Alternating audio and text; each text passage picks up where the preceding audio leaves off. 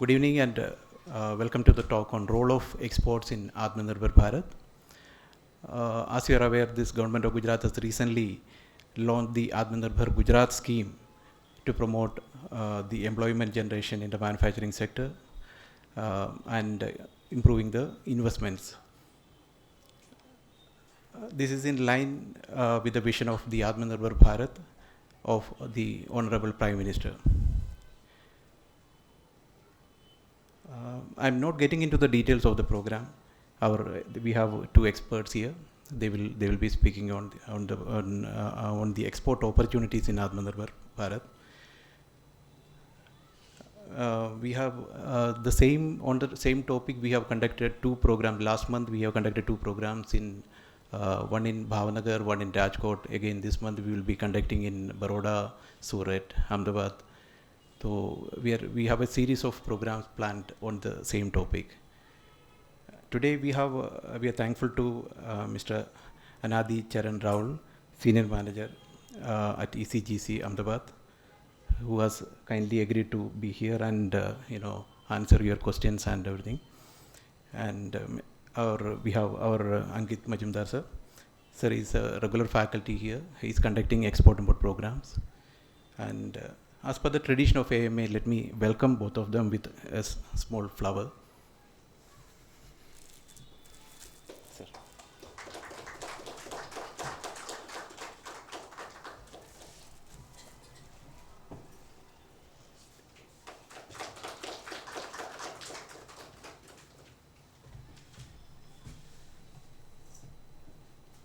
As you are aware, we have a center at AMA called GOG AMA Center for International Trade.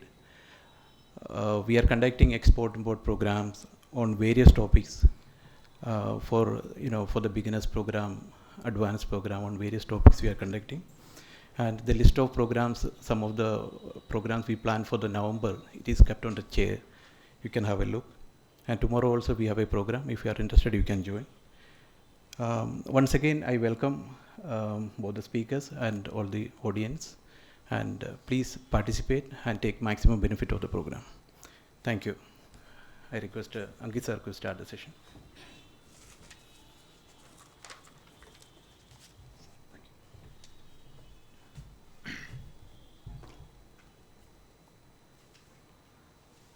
Good evening friends.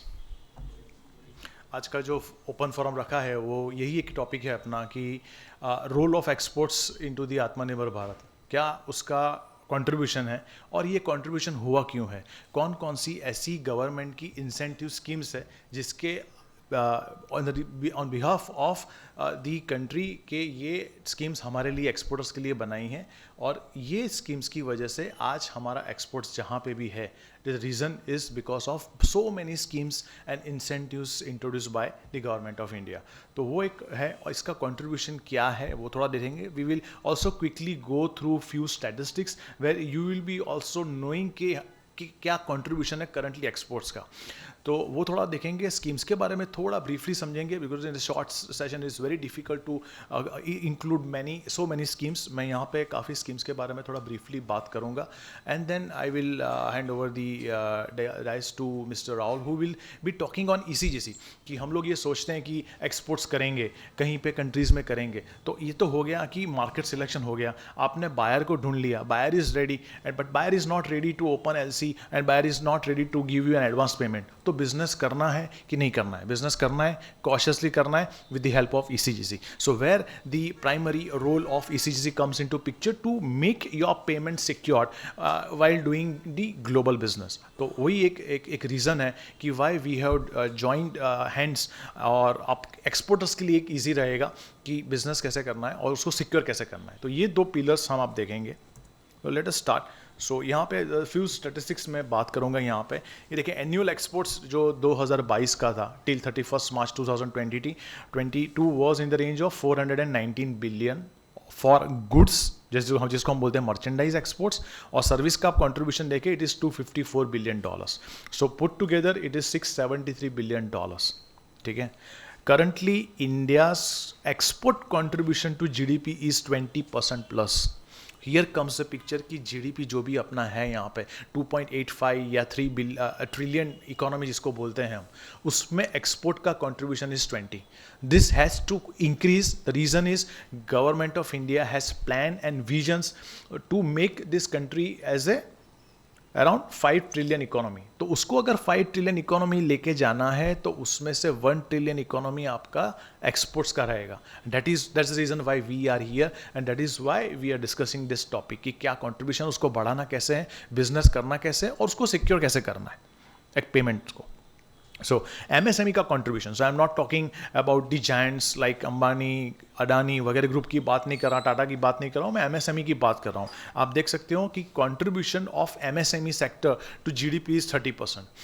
Whereas जो भी export India से हुआ है उसमें MSME का contribution is 45%. That is the reason why government has introduced so many different schemes कि आप ज़्यादा से ज़्यादा एक्सपोर्ट करें, ज़्यादा से ज़्यादा इंडिया में फॉरेक्स लेके आए. तो that is the logic. Again, positive impact of China plus one. Post-COVID, during COVID, the world realized that we should not only depend on China. एक डेंजरस फेज एक हुआ, सप्लाई चेन डिस्टर्ब हो गई and we are seeing what is happening around the world. तो the logic was very simple कि what has to be alternative. तो India came into that picture and the current government is taking the advantage, full advantage of this perspective कि अगर alternative चाहिए तो कौन है. तो एशियन कंट्री में India would be the second alternative. और इसलिए we are more focusing and we should ideally focus on exports. That is the logic. MSME आप शेयर देख लें, एक्सपोर्ट्स में सिग्निफिकेंस इसलिए है क्योंकि टारगेट है, जैसे मैंने बताया, एक्सपोर्ट का total target is 1 trillion and the GDP is 5 trillion. Top 10 MSME के डेस्टिनेशन मैंने ढूंढ के निकाले हैं यहाँ पे. So this 10 countries are US, UAE, Hong Kong, UK, Germany, China, Belgium, France and Netherlands, of course Italy. Top 10 countries, right, कि जहाँ पे हम MSME as a sector we can focus, we can start looking for buyers in this countries. ये देखें, I will be talking briefly on few schemes. There are so many schemes, but मैंने उसको दो categories में divide किया है. So 7 schemes are the key schemes of government and few other government schemes is found. So we will be talking briefly of 12 different schemes where each and every exporter can take benefit of this kind of schemes. So first is RoDTEP, जिसको हम बोलते हैं remission of duties taxes for exported products. Past में MEIS scheme करके हुआ करती थी. Now that has been discontinued. In that alternative, RoDTEP एक benefit दे रही है. The benefit is given from 0.5% to 4.3% of the FOB value. So अगर आपका प्रोडक्ट उस टैरिफ लाइन में या फिर उस सेगमेंट से बिलीव रिलेट करता है तो हो सकता है कि आप $100 का एक्सपोर्ट करें और उसके सामने सरकार आपको $4.3 वापस करेगी. Of course, it is in the form of duty scripts. कैसे मिलता है, कैसे नहीं मिलता है, we are not going, we were unable to go into that details. लेकिन ये एक काफ़ी पॉपुलर स्कीम है जिसका बेनिफिट हर एक्सपोर्टर उठा सकता है. और ये सिर्फ मैन्युफैक्चरर्स के लिए, this is also for the merchant exporter, for the traders. Second is SEIS scheme, service for Indian service export, जहाँ पे योर टेलीकम्युनिकेशन सर्विसेज है, योर कॉल सेंटर सर्विसेज है, वहाँ पे देखो सरकार it giving us the benefit of 3 to 7% on the net revenues. अगर $100 मैं रिसीव करता हूँ मेरे रिसर्च का, कंसल्टिंग का सर्विस बेच के, तो मुझे सरकार उसमें 3 to 7% वापस करेगी, right. Third is rebate on state and central tax. ये किसके लिए है? It is for basically man made products, fabrics and apparel products, where the maximum benefit of made up products is in the range of 8% plus, and for apparel products it is in the range of 6%.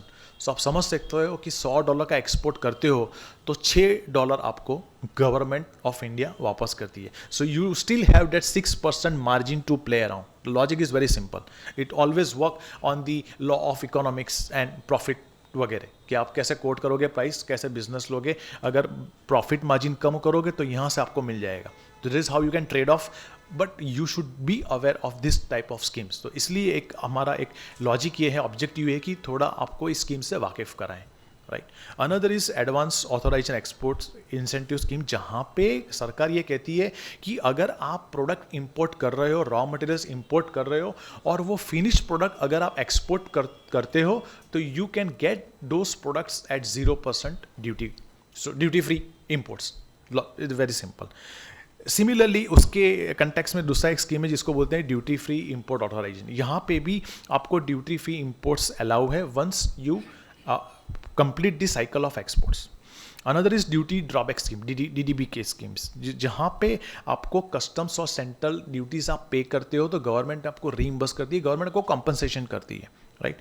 And another last is EPCG scheme, जहाँ पे आप capital goods import करा लो और duty free में करा लो, जहाँ पे आपको इंपोर्ट ड्यूटीज पे करने की ज़रूरत नहीं है, राइट। तो this are very popular schemes, और ये सब स्कीम्स की वजह से आज हमारा कंट्री एक्सपोर्ट्स में काफ़ी अच्छा काम कर रहा है globally.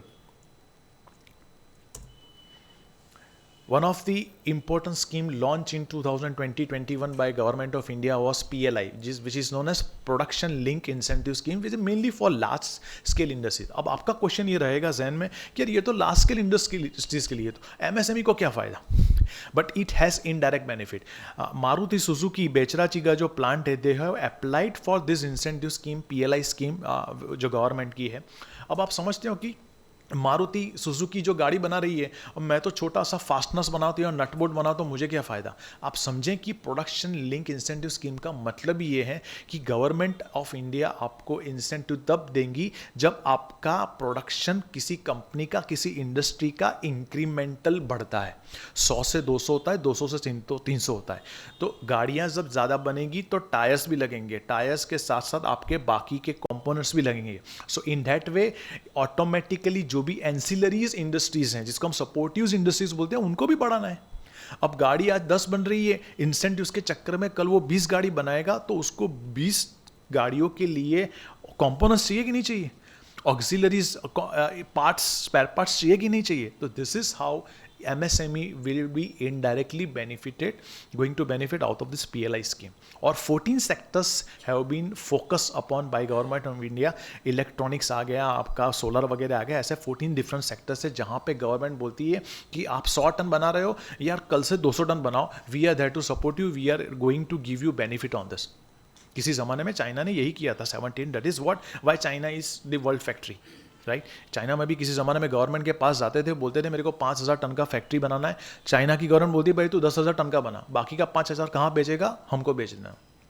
This is the similar kind of format we are using now, right. Second is government of India ने मिनिस्ट्री ऑफ कॉमर्स और इंडस्ट्री के तहत 27 एक्सपोर्ट प्रमोशनल काउंसिल्स बना के रखे हैं, EPCs जिसको हम बोलते हैं। There are 9 commodity boards, tea board आ गया, कॉफ़ी बोर्ड आ गया, कॉयर बोर्ड आ गया, रबर, कोकोनट, ऐसे कई बोर्ड्स हैं। तो जहाँ आपके प्रोडक्ट उस किस्म के हैं, अभी जैसे मुझे एक सेशन के पहले gentleman approach me and he is dealing into engineering products, तो इंजीनियरिंग का पूरा एक अलग प्रमोशनल काउंसिल है, engineering promotional council of India, EPC। तो वहाँ पे अगर वो रजिस्ट्रेशन कराते हैं, वहाँ पे वो मेंबर बनते हैं, तो काफ़ी अलग अलग किस्म के बेनिफिट ये EPCs आपको मुआयना कराती है। जैसे ट्रेड फेयर एग्जीबिशन में इनको अटेंड करना है, या फिर उनको कहीं पे ट्रैवल करना है, तो कई EPCs में ये आपको कंसेशन रेट्स पे अवेलेबल कराते हैं, where the concession is more than 50-60%। अगर आपका ट्रेड फेयर एग्जीबिशन का स्टॉल 5 लाख का है, तो आपको 2.5 लाख में मिलेगा, because since you are the member of this EPCs, right? Another benefit of getting membership of this EPCs and commodity board, आपको सैम्पलिंग में हेल्प करते हैं। जैसे आप स्पाइसेस से ताल्लुकात कर रखते हो, तो स्पाइसेस के आप जब सैम्पल्स भेजोगे, तो सैम्पल्स का कॉस्ट भले कुछ ना ले रहे हो, लेकिन एयरफ्रेट तो दे रहे हो, तो एयरफ्रेट रीइंबर्समेंट स्पाइसेस बोर्ड करके देती है आपको, right. few of them are already into spices and they might be knowing this fact. तो वहाँ पे ये सब एजेंसीज हैं जो जहाँ से आपको अप्रोच करना है, तो प्रोडक्ट वाइज इन लोगों ने एक प्रमोशनल काउंसिल्स और कमोडिटी बोर्ड बना के दी है। तो ये सब गवर्नमेंट ने हम लोगों के लिए फैसिलिटी बनाए, जहाँ पे आपको इन्फॉर्मेशन मिलेगा, कंसेशन मिलेगा, रीइंबर्समेंट मिलेगा, कॉम्पनसेशन मिलेगा, आपको ट्रेड फेयर एग्जीबिशन का एक्सपोजर मिलेगा। तो ये सब चीज़ आप जब मेंबर बनते हो तो उसका ये रहता है। अच्छा, इसकी मेंबरशिप कॉस्ट क्या है, इसके सब्सिक्वेंट स्लाइड में आपको मैं दिखा दूंगा। Another such scheme is very interesting is interest equalization scheme, जहाँ पे बैंक्स एक्सपोर्टर को एक कंसेशन रेट पे इंटरेस्ट रेट आपको बेनिफिट देती है। जैसे इंटरेस्ट रेट मार्केट में कुछ चल रहा है, लेकिन अगर आप MSME के सेक्टर से बिलोंग करते हो और अगर आप ये स्कीम के अंडर में आते हो, तो आपको वो इंटरेस्ट है वो आपको उसमें कंसेशन करा के देते हैं। Is one of the scheme. Another important scheme is market access initiative scheme, जहाँ पे EPC से जब आप जुड़े हो तो आपको ये बेनिफिट देते हैं in the financial assistance.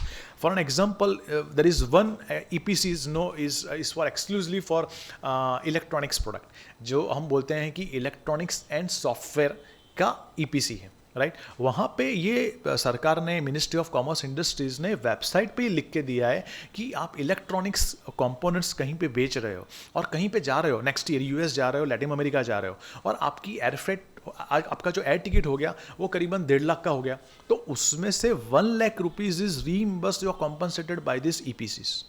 Now, we normally don't have this information. So that is the logic of this kind of session, कि जब आपको ये सब बेसिक चीज़ों से वाकिफ़ कराए, आइडिया है कि इतना बेनिफिट मिलता है, right. And every year you can travel and every you can ask for reimbursement from your respective EPCs.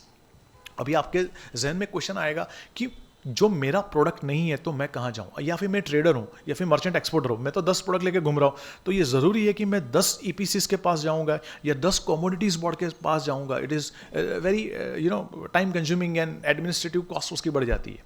So in that case government ने एक नया ये किया है आप लोगों के लिए, which is known as FIO, federation of Indian export organization, कि आप FIO के पास जाओ, FIO के पास जाके बताने का, सर हमारा कोई एक्सक्लूसिव EPC नहीं है. जैसे एप्पल का एप्पल है, केमिकल्स का है, फार्मास्यूटिकल का फार्माक्सिल है, राइट, हैंडीक्राफ्ट्स का है, हैंडलूम्स का है, कैश्यू नट का है, ऐसे 27 EPC, लेकिन मेरा प्रोडक्ट से उसमें नहीं है. तो FIO बोलेगा आ जाइए, आप हमारे पास आ जाओ, हम आपको वही बेनिफिट देंगे जो ये सब EPCs देते हैं.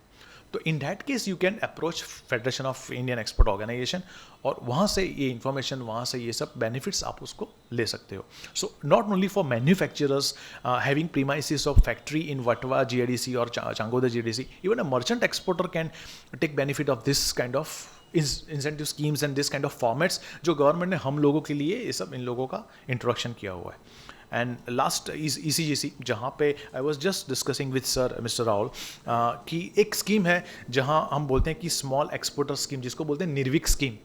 यहाँ पे ये है कि 90% of your payment is secure. More information he will be sharing because he is expert in to that field. लेकिन कभी कभी क्या होता है कि जब बिजनेस शुरू करते हैं और हम लोग डिमांड करते हैं कि kindly open an LC, and buyer is hesitant, no I won't be going to give you LC, I won't be giving you 50% advance और 70% एडवांस. तो इन दैट केस बिजनेस कैसे करें? then there is a very risky business, तो करना ही है, cautiously करना है. तो you need to approach ECGC, and why, that's the reason why sir is here, and his team member Miss Manisha is here to guide you into those aspect कि आप कैसे उसको benefit वो एजेंसी का ले सकते हो. It is again a government formed company, जिसको basically simple terms में बोलते हैं गवर्नमेंट इंश्योरेंस कंपनी. मैं तो यही बात करता हूँ, राइट, जहाँ पे आपका पेमेंट सिक्योर्ड हो जाएगा. और खुदा ना खास्ता कि ये होता है कि बायर आपका बैंकरप्ट हो गया या इनडेटेड हो गया, इंसॉल्वेंट हो गया, तो ECGC ये कहती है कि 90% of the invoice value would be compensated from us. $100 की इनवॉइस बनी, आपका बायर दुबई में कुछ हो गया, उसको आपने उसको पैसा उसने नहीं दिया, सो $90, $80 to $90 would be reimbursed, compensated by ECGs. Of course, more information he will be sharing on this, how it happens. There are many policies, 12 to different kinds of policies. So maybe he will be talking on those. अब देखें ये सब चीज़ों का फ़ायदा क्या हुआ है यार. ये तो हो गया PLI स्कीम ने, ये स्कीम ने, ये इंसेंटिव स्कीम ने, एक्सपोर्ट पे गवर्नमेंट फोकस कर रही है. इसका कुछ फ़ायदा हो रहा है कि नहीं हो रहा है? ये सब ऑल रिलेवेंट डेटा जो मैंने वेबसाइट से कलेक्ट किए हैं, दिस इज़ द सोर्स जो मैंने मेंशन किया हुआ है. तो आप देख सकते हो कि India's export to GDP percentage is higher compare to China for last 4 years. अब ये हमको नहीं पता है, हमारे जहन में तो वही है कि चाइना है, चाइना है. अब आप देख लो, यहीं पे देख लो, India is 19.9 in 18, now it is 20.8, वे चाइना इज़ 20%. सो अगर $100 GDP का है तो उसमें से $20 इज़ कमिंग फ्रॉम एक्सपोर्ट्स. तो this is strength of exports. इसलिए गवर्नमेंट कहती है कि यार भैया $5 ट्रिलियन की इकोनॉमी बनानी है ना, तो साहब $1 ट्रिलियन तो मुझे एक्सपोर्ट से लगेगा. वो कहीं हवा से फिगर नहीं आता, वो ऐसे मैथमेटिक्स, ऐसे कैलकुलेशन से आता है. और वो वहाँ तक पहुँचने के लिए गवर्नमेंट बोलती है यार तेरे को इतनी स्कीम्स दी है, इतना बेनिफिट दिया है, तो ये सब बेनिफिट उठा ले and get out from domestic market, local market, and think globally. Make in India, आत्मनिर्भर भारत, तो यही सब फंडा वही है कि ज़्यादा से ज़्यादा लोग एक्सपोर्ट्स में जुड़े, ज़्यादा से ज़्यादा लोग ग्लोबल मार्केट्स में बिजनेस करें.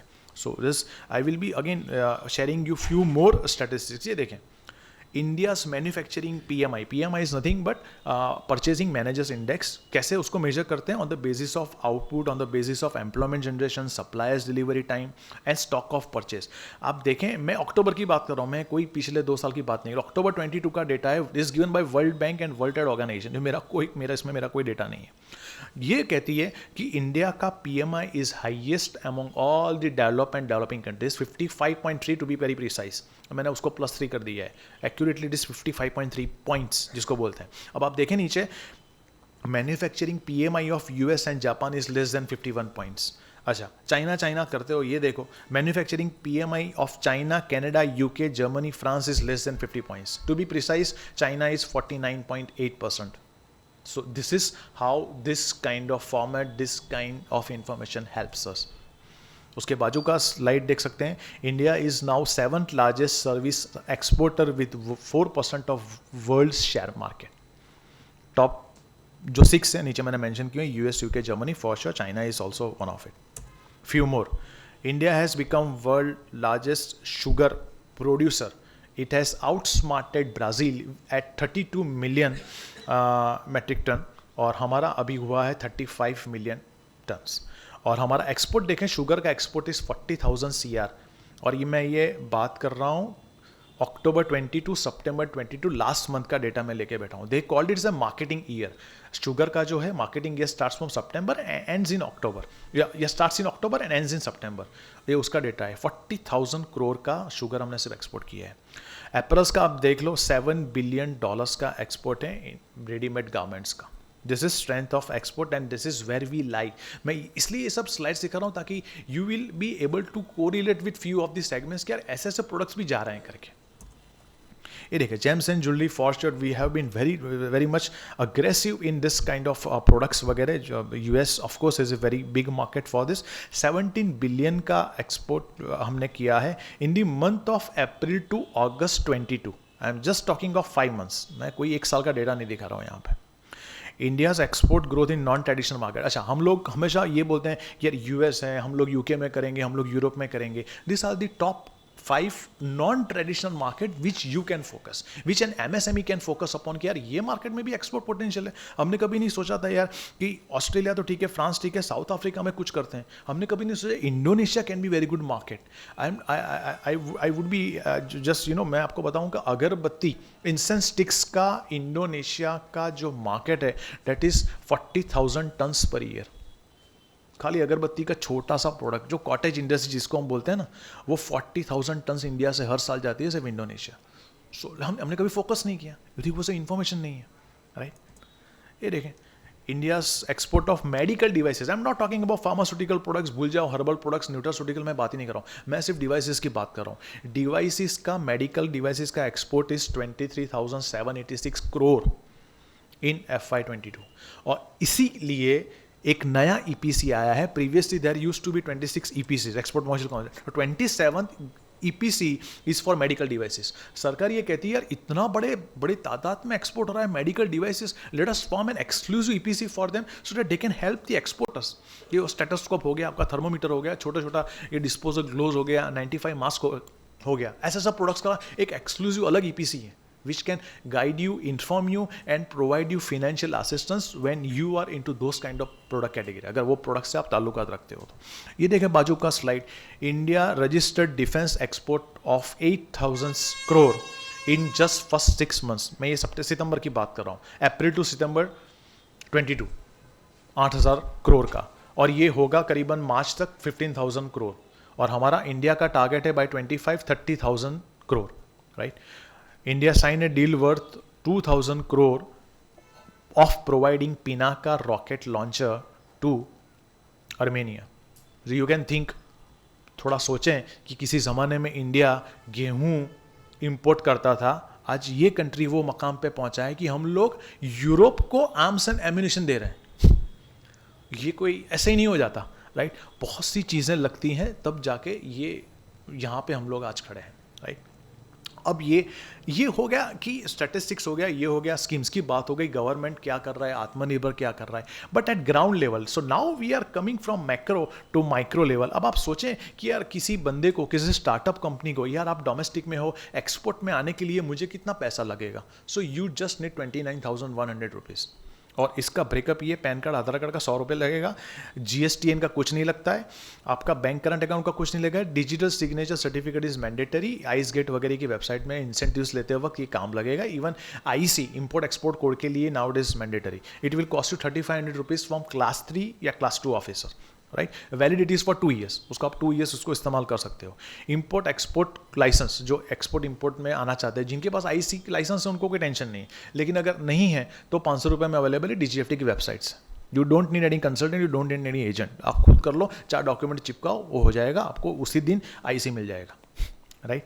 एंड रजिस्ट्रेशन का मेंबरशिप सर्टिफिकेट, अच्छा ये क्या है, ये वही है जो मैंने EPC की बात की थी, 27 EPCs plus 9 commodity board plus FIO। अगर आप उसके मेंबर बनते हो तो उसकी fees is approximately not more than 10-12,000 किसी वक्त, राइट। तो आप उसके मेंबर बन जाओ, तो you will get financial assistance, you will get lot of information, and बाकी का आपको ट्रेड इन्फॉर्मेशन मिलेगा। वो लोग आपको ट्रेड इंक्वायरीज भी देते हैं, बायर का नाम के साथ, बायर के ईमेल के साथ, बायर के मोबाइल के साथ, कि मिस्टर पीटर को बोट्सवाना में 1000 ओनियंस का रिक्वायरमेंट है, भैया आप कोट कर लो, आप अपना हिसाब देख लो क्या करना है। We are government agency, we are not interested in commissioning format, हम तो भाई आपके सहूलियत के लिए बने।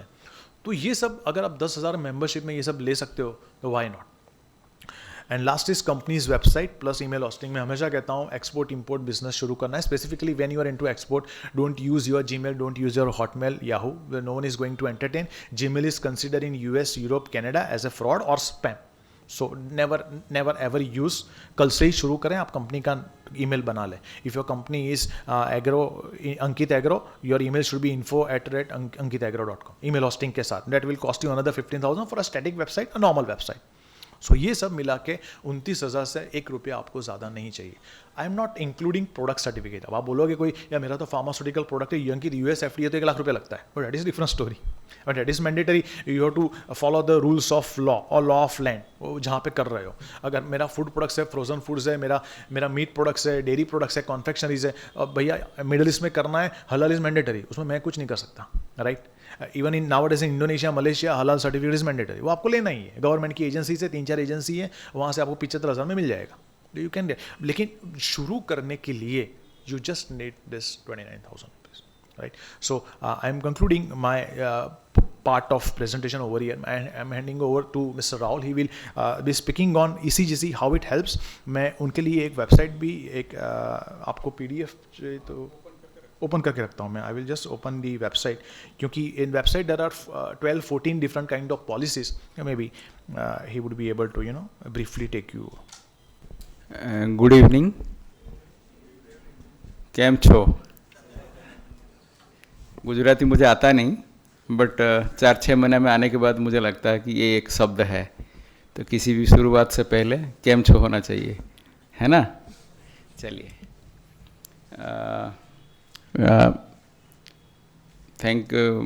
thanks to Ankit sir.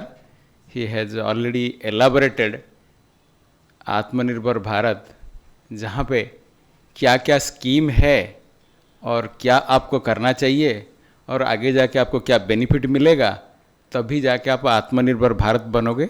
और आत्मनिर्भर भारत के साथ जो आप बनाओगे हमारी भारत को, एक सेल्फ एम्प्लॉयमेंट जनरेशन और देश को जो आगे बढ़ाने के में जो आप मदद करोगे, तो इसमें आपको सबसे बड़ी चीज़ रहेगा मेहनत और समझदारी और सोच विचार। और ऐसा मत सोचिए कि मैं एक दिन में राजा बन जाऊंगा, इसमें इशू है। मैं एक चीज़ आगे जाके बताऊंगा, वहाँ एक्सपोर्ट्स में कहाँ परेशानी हो रही है एंड कहाँ कहाँ पब्लिक हमारी और हमारी एक्सपोर्ट कम्युनिटी और जो एक्सपोर्ट्स ग्रुप कहाँ कहाँ जहाँ के परेशानी में फंस जाते हैं। उनको लगता है कि ये तो बहुत सिंपल चीज़ है। सबसे ज़्यादा बड़ा चीज़ घर चलाने से सबसे ज़्यादा चीज़ है, बड़ी चीज़ है exports, and that to overseas. एक चीज़ आपको सबसे पहले बोलूँगा, क्या आपने तालाब में स्विमिंग किया? नहीं किया। क्या आपने नदी में स्विमिंग किया? नहीं किया। आप डायरेक्टली जा रहे हैं, जो ओशन है वहाँ पे स्विमिंग के लिए जा रहे हैं। तो जो ओशन में swimming, this is nothing but exports to overseas. तो यहाँ पे पहला जो दो रोल रह गया, एक हो गया तालाब में स्विमिंग, दूसरा हो गया नदी में स्विमिंग। ये दोनों पहले आपको पारी करना है, तब भी जाके आप आगे ओशन में स्विमिंग करना है, तब भी जाके आपको खुद कॉन्फिडेंस बिल्डअप होगा और आप आगे जो बिजनेस करते रहेंगे एक्सपोर्ट्स का, आप कभी हार नहीं मानेंगे। ये मेरा 18 साल का एक्सपीरियंस है। एक्सपोर्ट्स कहाँ कहाँ परेशानी में फंस जाते हैं। तो इस कंटेक्स्ट में एक चीज़ आपको ऑलरेडी सर ने ऑलरेडी एक्सपोर्ट्स किया है, तो लगभग what I understood, almost all people those who are already knew, और कुछ लोग ऑलरेडी स्टार्ट हो चुके हैं, कुछ लोग ऑलरेडी डोमेस्टिक में हैं और आगे एक्सपोर्ट्स में फोरम में आना चाहते हैं। तो थोड़ी बहुत मैं डायरेक्टली इंश्योरेंस से आने से पहले तो जहाँ जहाँ समस्या होता है उसको पहले समझ लेना चाहता हूँ। सबसे पहले देखिए, आप लोग को एक्सपोर्ट इंपोर्ट कोड का जो आईसी सर्टिफिकेट, जो भी डिफरेंट एजेंसी, बेसिकली हमारा तो गवर्नमेंट एजेंसी में नहीं, वही जो आईसी प्रोवाइड करता है, कोई प्राइवेट बड़ी तो होता नहीं। तो IC export import code certificate वो आपको पहले प्रोक्योरमेंट करनी है। सेकंड चीज़, सर ने जैसे ऑलरेडी गाइड कर दिए हैं, FIO federation of Indian exporters organisation, जो कि आपको आगे जाके आपको हैंड होल्डिंग सपोर्ट प्रोवाइड करेगा, उनका भी रजिस्ट्रेशन। तीसरा है आपका जो पर्टिकुलर कमोडिटी के साथ आप बिजनेस कर रहे हो, तो वहाँ पे कुछ एजेंसी हैं, वो भी गवर्नमेंट बॉडी है। कोई मेडिसिन का कर रहा है तो फार्मेक्सी लाएगा, कोई केमिकल, उनका भी एक बॉडी है, कोई एग्री कमोडिटी कर रहा है तो आपेडा आएगा, कोई मेराइन प्रोडक्ट कर रहा है MPED आएगा, जो मापेडा बोलते हैं। चिल्ली बोर्ड, स्पाइस, चिल्ली तो नहीं, स्पाइसेस बोर्ड उसको बोलते हैं, जो उसमें कॉन्डिमेंट्स वगैरह आता है, तो वो सब है, इनके साथ करिए। ये लोग आपको न्यू कमर को आपको गाइड करेंगे कि आप चिली एक्सपोर्ट्स करना चाहते हैं, इस कंट्री में आपके लिए अपॉर्चुनिटी है और इस चीज़ पे इस टर्म्स ऑफ पेमेंट में करिए। ये थोड़ी बहुत आपको प्रिलिमिनरी आइडिया बनेगा। आप ऐसा कि कल सर वो डिस्कस कर रहे थे, रिसेंटली कोई एक एंटरप्रेन्योर आया, वो बोला कि सर मुझे दुबई वाला बोल रहा है मुझे 10 मेट्रिक टन इमीडिएट भेज देना है, और वो बोल रहा है कि 1 महीने के बाद 30 डेज के बाद पेमेंट दे देगा। क्या सही है? थोड़ा इंटरेक्टिव रहिए, तभी जाके सेशन अच्छा लगेगा। क्योंकि मैं अभी ज़्यादा डाटा पे नहीं जाऊंगा, ऑलरेडी सर ने ऑलरेडी एक्सप्लोर कर दिया है। अभी will go to the practical approach, क्योंकि यहाँ मुझे जितना आइडिया है, तो जिस ये में है, तो आपको वो चीज़ हैंड होल्डिंग दिया जाएगा, वो नॉलेज, जहाँ की आपको कॉन्फिडेंस बिल्डअप होगा। तो इस रूम से बाहर निकलने के बाद आपको लगेगा कि यस, तो मेरे जो अनएक्सप्लोर एरिया, उस एरिया के साथ उसको मैं पहले वेंचर करूं, उसके साथ में बिजनेस करूं, जैसे कि आपको कोई परेशानी नहीं आएगा, तभी तो जाकर आप आत्मनिर्भर बनेंगे।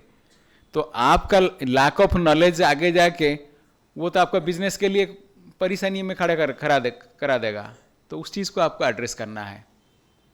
तो ये चीज़ जो नहीं कि जो सर ने जैसे ऑलरेडी सजेस्ट कर दिए हैं, तो उस चीज़ को पहले एक्सप्लोर कर लीजिए।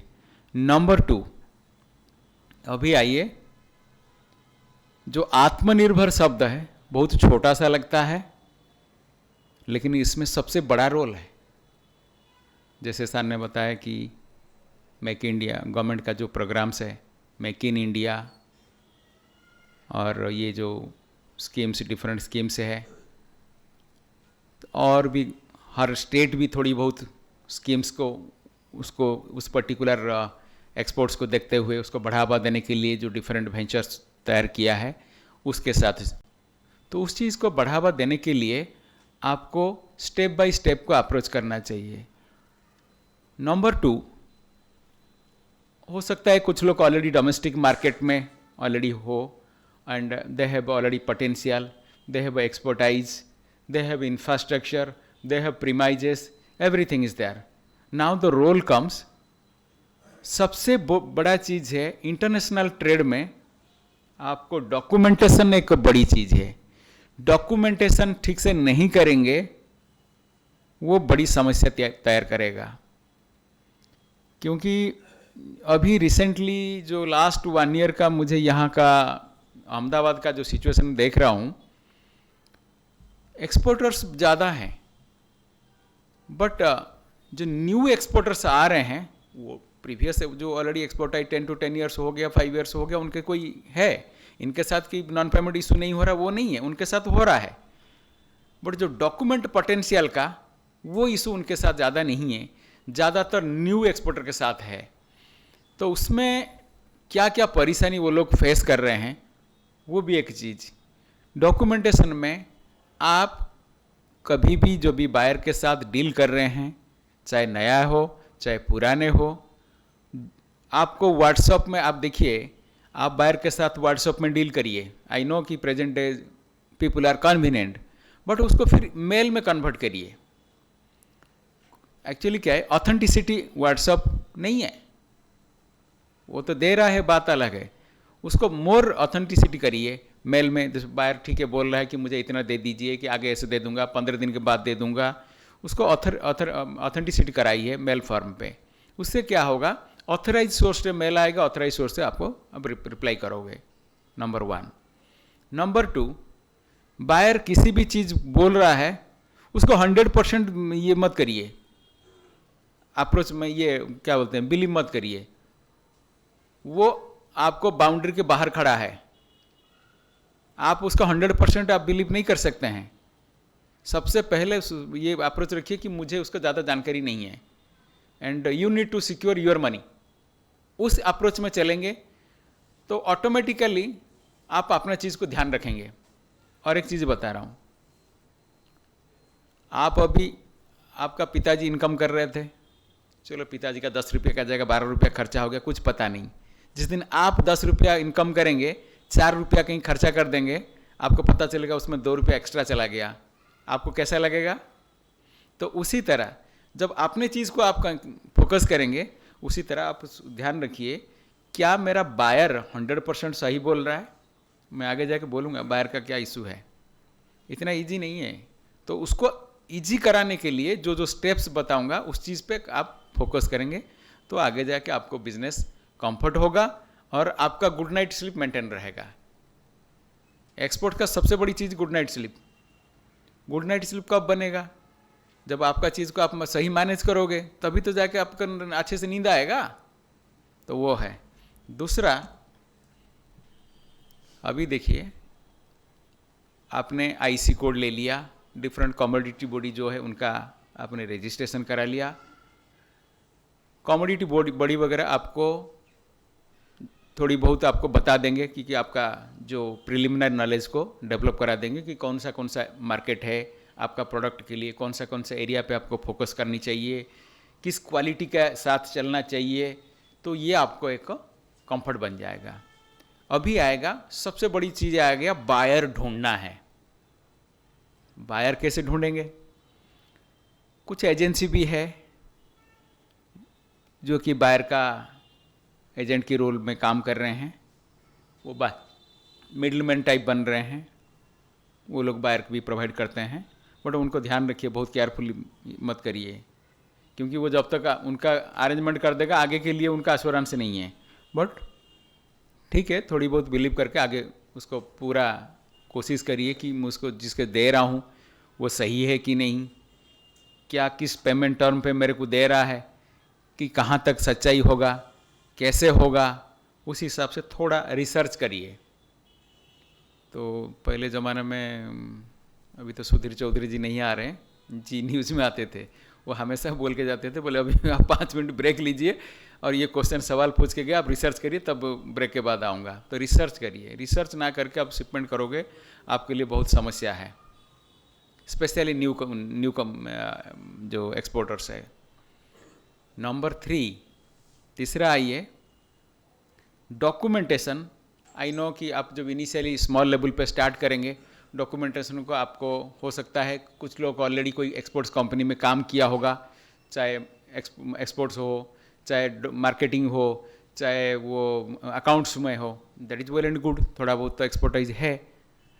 सपोज आपने टोटली न्यू है, यू हैव द इन्वेस्टमेंट, तो आप एक्सपोर्ट्स और अकाउंट से जो जुड़े हैं, ऑलरेडी काम किए हैं, तो उनको आप जैसे भी, आप चाहे वो पार्ट टाइम पे है, जैसे भी करके अदरवाइज कुछ लोग चार्टर्ड अकाउंटेंट्स वगैरह, उनको जो आपका वो डील करने के लिए वो आपको डॉक्यूमेंटेशन में थोड़ी बहुत गाइड कर देंगे। तो ये आपको, क्योंकि जो एरिया आप, मैंने अभी थोड़ा देर पहले बोल के गया था कि तालाब में स्विमिंग करना, उसके बाद नदी में स्विमिंग करना, उसके बाद ओशन में स्विमिंग करना, तो ये सब चीज़ को पहले आपको बैरियर को हटाइए, तभी जाके आप डॉक्यूमेंटेशन पे बहुत थोड़ी बहुत तो आप कंफर्ट में आ जाएंगे।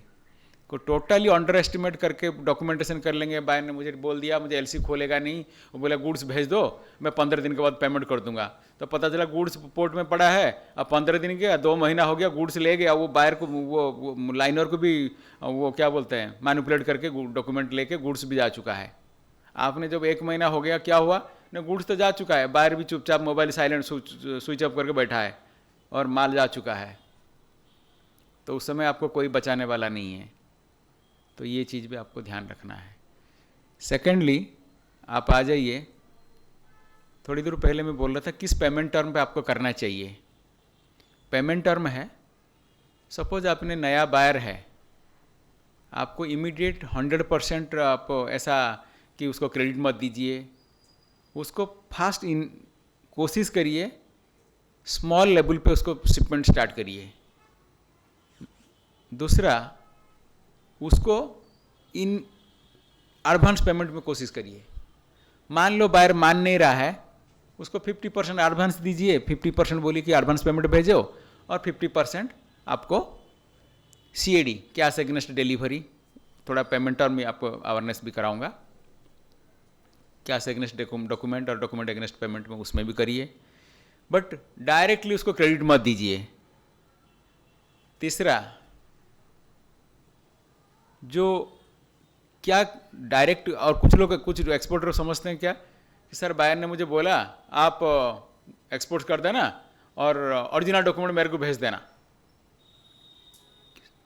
वहाँ पे एक रुकावट है, क्या आप ऑथराइज्ड हो ओरिजिनल डॉक्यूमेंट भेजने के लिए डायरेक्टली टू द बायर? नहीं है। जो RBI का गाइडलाइन कहता है कि स्टेटस होल्डर्स, जो 1 स्टार 2 स्टार जो भी है DGFT गाइडलाइन हिसाब से, उनको दे हैव ऑलरेडी सर्टिफिकेट, वो लोग कर सकते हैं। बच गया क्या all people are status holders? नहीं है ना। तो इनिशियली जो भी आप बिजनेस करते हैं, कोशिश करिए डॉक्यूमेंट को बैंक टू बैंक रूटेड करिए। जैसे आपका डॉक्यूमेंट हैंडलिंग में मान लीजिए सिंडिकेट बैंक, तो वहाँ से सिंडिकेट बैंक से तो आपको जो 20-22 दिन के अंदर आपको document 21 days as per guideline जो है, आपको 21 दिन के अंदर डॉक्यूमेंट सबमिट करना होता है, उसमें डॉक्यूमेंट सबमिट करेंगे, वो फिर ओवरसीज़ को डॉक्यूमेंट भेजेंगे ओवरसीज़ बैंक को। तो ओवरसीज़ बैंक को ऑटोमेटिकली क्या होगा, एक बैंक टू बैंक जो डॉक्यूमेंट जाएगा एक ऑथेंटिसिटी प्रूव होगा। आप डायरेक्टली भेज देंगे ना, आपके पास every control you are losing, तो उसको बोलते हैं ओपन डिलीवरी। तो ओपन डिलीवरी को परमिशन आपको इमीडिएट नहीं मिलेगा। तो जनरली क्या है, जैसे आप 4-6 महीना बिजनेस करोगे, आपको बैंक को पता चल जाएगा, आपको डीलिंग बैंक और एडी बैंक जिसको बोल सकते हैं ऑथराइज डीलर, तो वो बैंक को जो पता चल जाएगा कि हमारा एक्सपोर्टर ऑलरेडी डॉक्यूमेंट हैंडलिंग में अभी काबिलियत बन गया है, तो वो ऑटोमेटिकली आपको परमिशन अलाउ कर देगा। आप ये चीज़, ये सब चीज़ सर बोलेंगे, आप बोल रहे होंगे सर ये सब चीज़ अब तो इंश्योरेंस में अभी वहाँ तक पहुँचा नहीं, ये सब चीज़ क्यों बोल रहे हैं? तो मैं यही चीज़ बोल रहा हूँ, इंश्योरेंस का 15 मिनट का काम है, मैं आपको लास्ट में बताऊँगा, लेकिन ये जो चीज़ हर्डल है वो आपको इंश्योरेंस में क्लेम में प्रॉब्लम कर रहा है, क्योंकि मैं ही क्लेम डील कर रहा हूँ यहाँ भी। तो जो समस्या हो रहा है उसको आप एड्रेस नहीं किए, खाली बाजा बजाने से क्या होगा? ऐसे ही कोई ना कोई तो बाजा बजा लेगा। तो बाजा बजाने में म्यूजिक के साथ, जो ट्यूनिंग के साथ, तब बाजा बजाने में मज़ा आएगा। तो बाजा बजाने वाला और बाजा सुनने वाला दोनों को मजा आएंगे।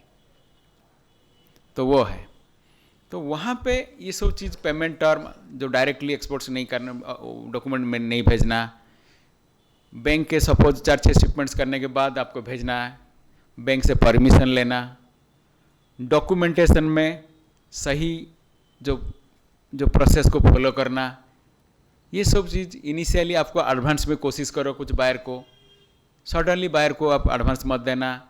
ये सब चीज़ में आपको एक्सपर्टाइज होनी चाहिए।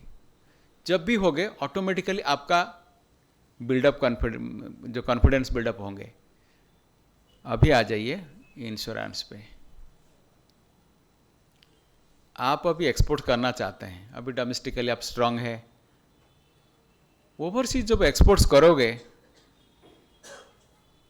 क्या हमारी जो कमोडिटी इंडिया में बना रहे हैं अभी हमारे चलने के लिए, और हमारे से जो एक्सपोर्ट से लेने वाला गुड्स जो इंपोर्ट करेगा, फॉरेन बायर हमसे इंपोर्ट करेगा और हम उसको एक्सपोर्ट करेंगे, उसका भी कुछ क्वालिटी कंटेंट है, तो उसको आपको ध्यान देना कि ऐसे ही कमोडिटी बना के भेज देना है। क्वालिटी का भी ध्यान दोगे। इस क्वालिटी को ध्यान देने के लिए यहाँ पे एक चीज़ आया, कहीं कहीं जगह में क्वालिटी का कभी कभी बायर बोलता है सैंपल भेजो, सैंपल भेजा आपने, वो एक्सेप्ट कर लिया, he is agreeing. Now second part, उन्होंने आपको ऑर्डर दिया 30 टन 40 टन जो भी आपको जैसे भी जो भी ग्रेडिंग का आपको भेजना है। बहुत जगह में क्वालिटी का बोलता है। इंडिया में कुछ एजेंसी ऐसे हैं जो कि बायर का और एक्सपोर्टर तरफ से भी काम करते हैं। एक्चुअली वो डायरेक्टली नहीं करते हैं कि यस हमें किसके पास, जैसे अब बार सर्टिफिकेट बनाना है तो हमको किसके पास जाना है, म्यूनसिपैलिटी के पास जाना है, जो भी जहाँ पे वो बच्चे पैदा हुआ। तो उसी तरह क्वालिटी का कहीं कहीं जगह में कि हाँ सच एंड सो एजेंसी वो बोलेगा कि ये एजेंसी क्वालिटी को चेक कराता है और बिफोर पैकिंग वो आपको ऑथराइज, तो वो कहीं कहीं जगह में बायर बोलता है उस एजेंसी से। बायर नहीं बोलता है तो आपका ज़्यादा वैल्यू का है और क्वालिटी का मटेरियलाइजेशन है आगे, आप उसको एग्री करा के कि भाई क्वालिटी किससे कराना है उसको आप एग्री करा लीजिए। उससे क्या होगा, आप अपना चीज़ को ना स्टेप बाय स्टेप को अपने फेवर में करके जा रहे हैं। ये चीज़ क्यों बता रहा हूँ, आगे जाके बताऊँगा। इंश्योरेंस में हमें कहाँ कहाँ परेशानी आएगा, आप फंस जाते हैं, आपको हम चाहेंगे भी मदद नहीं कर पाते हैं, वो चीज़ को हमें ये करना है, एड्रेस करना है। नंबर 3, किस कंट्री को करेंगे, कौन सा पेमेंट टर्म में करेंगे, कितना दिन क्रेडिट पीरियड देंगे, ये सब चीज़ आपका बायर के साथ निगोशिएशन होगा। अभी आ जाइए ECGC क्या कर रहा है और आपके लिए क्या कर सकता है। ECGC आप तो सुने होंगे, लगभग LIC इंडिया में जो एस्टेब्लिश हुआ था 1956 में। जस्ट 1 साल के बाद इंडिया में ऐसा कोई एक्सपोर्ट इंश्योरेंस देने के लिए कोई एजेंसी नहीं था। उस समय छोटी छोटी शिपमेंट जाते थे और सब एक्सपोर्टर कोई $1,500 $300 ऐसे शिपमेंट करते थे। बट धीरे धीरे our exporter community grown up and their business developed, so they have started a बड़ी बिजनेस को अभी वॉल्यूमिनस जाने लगा।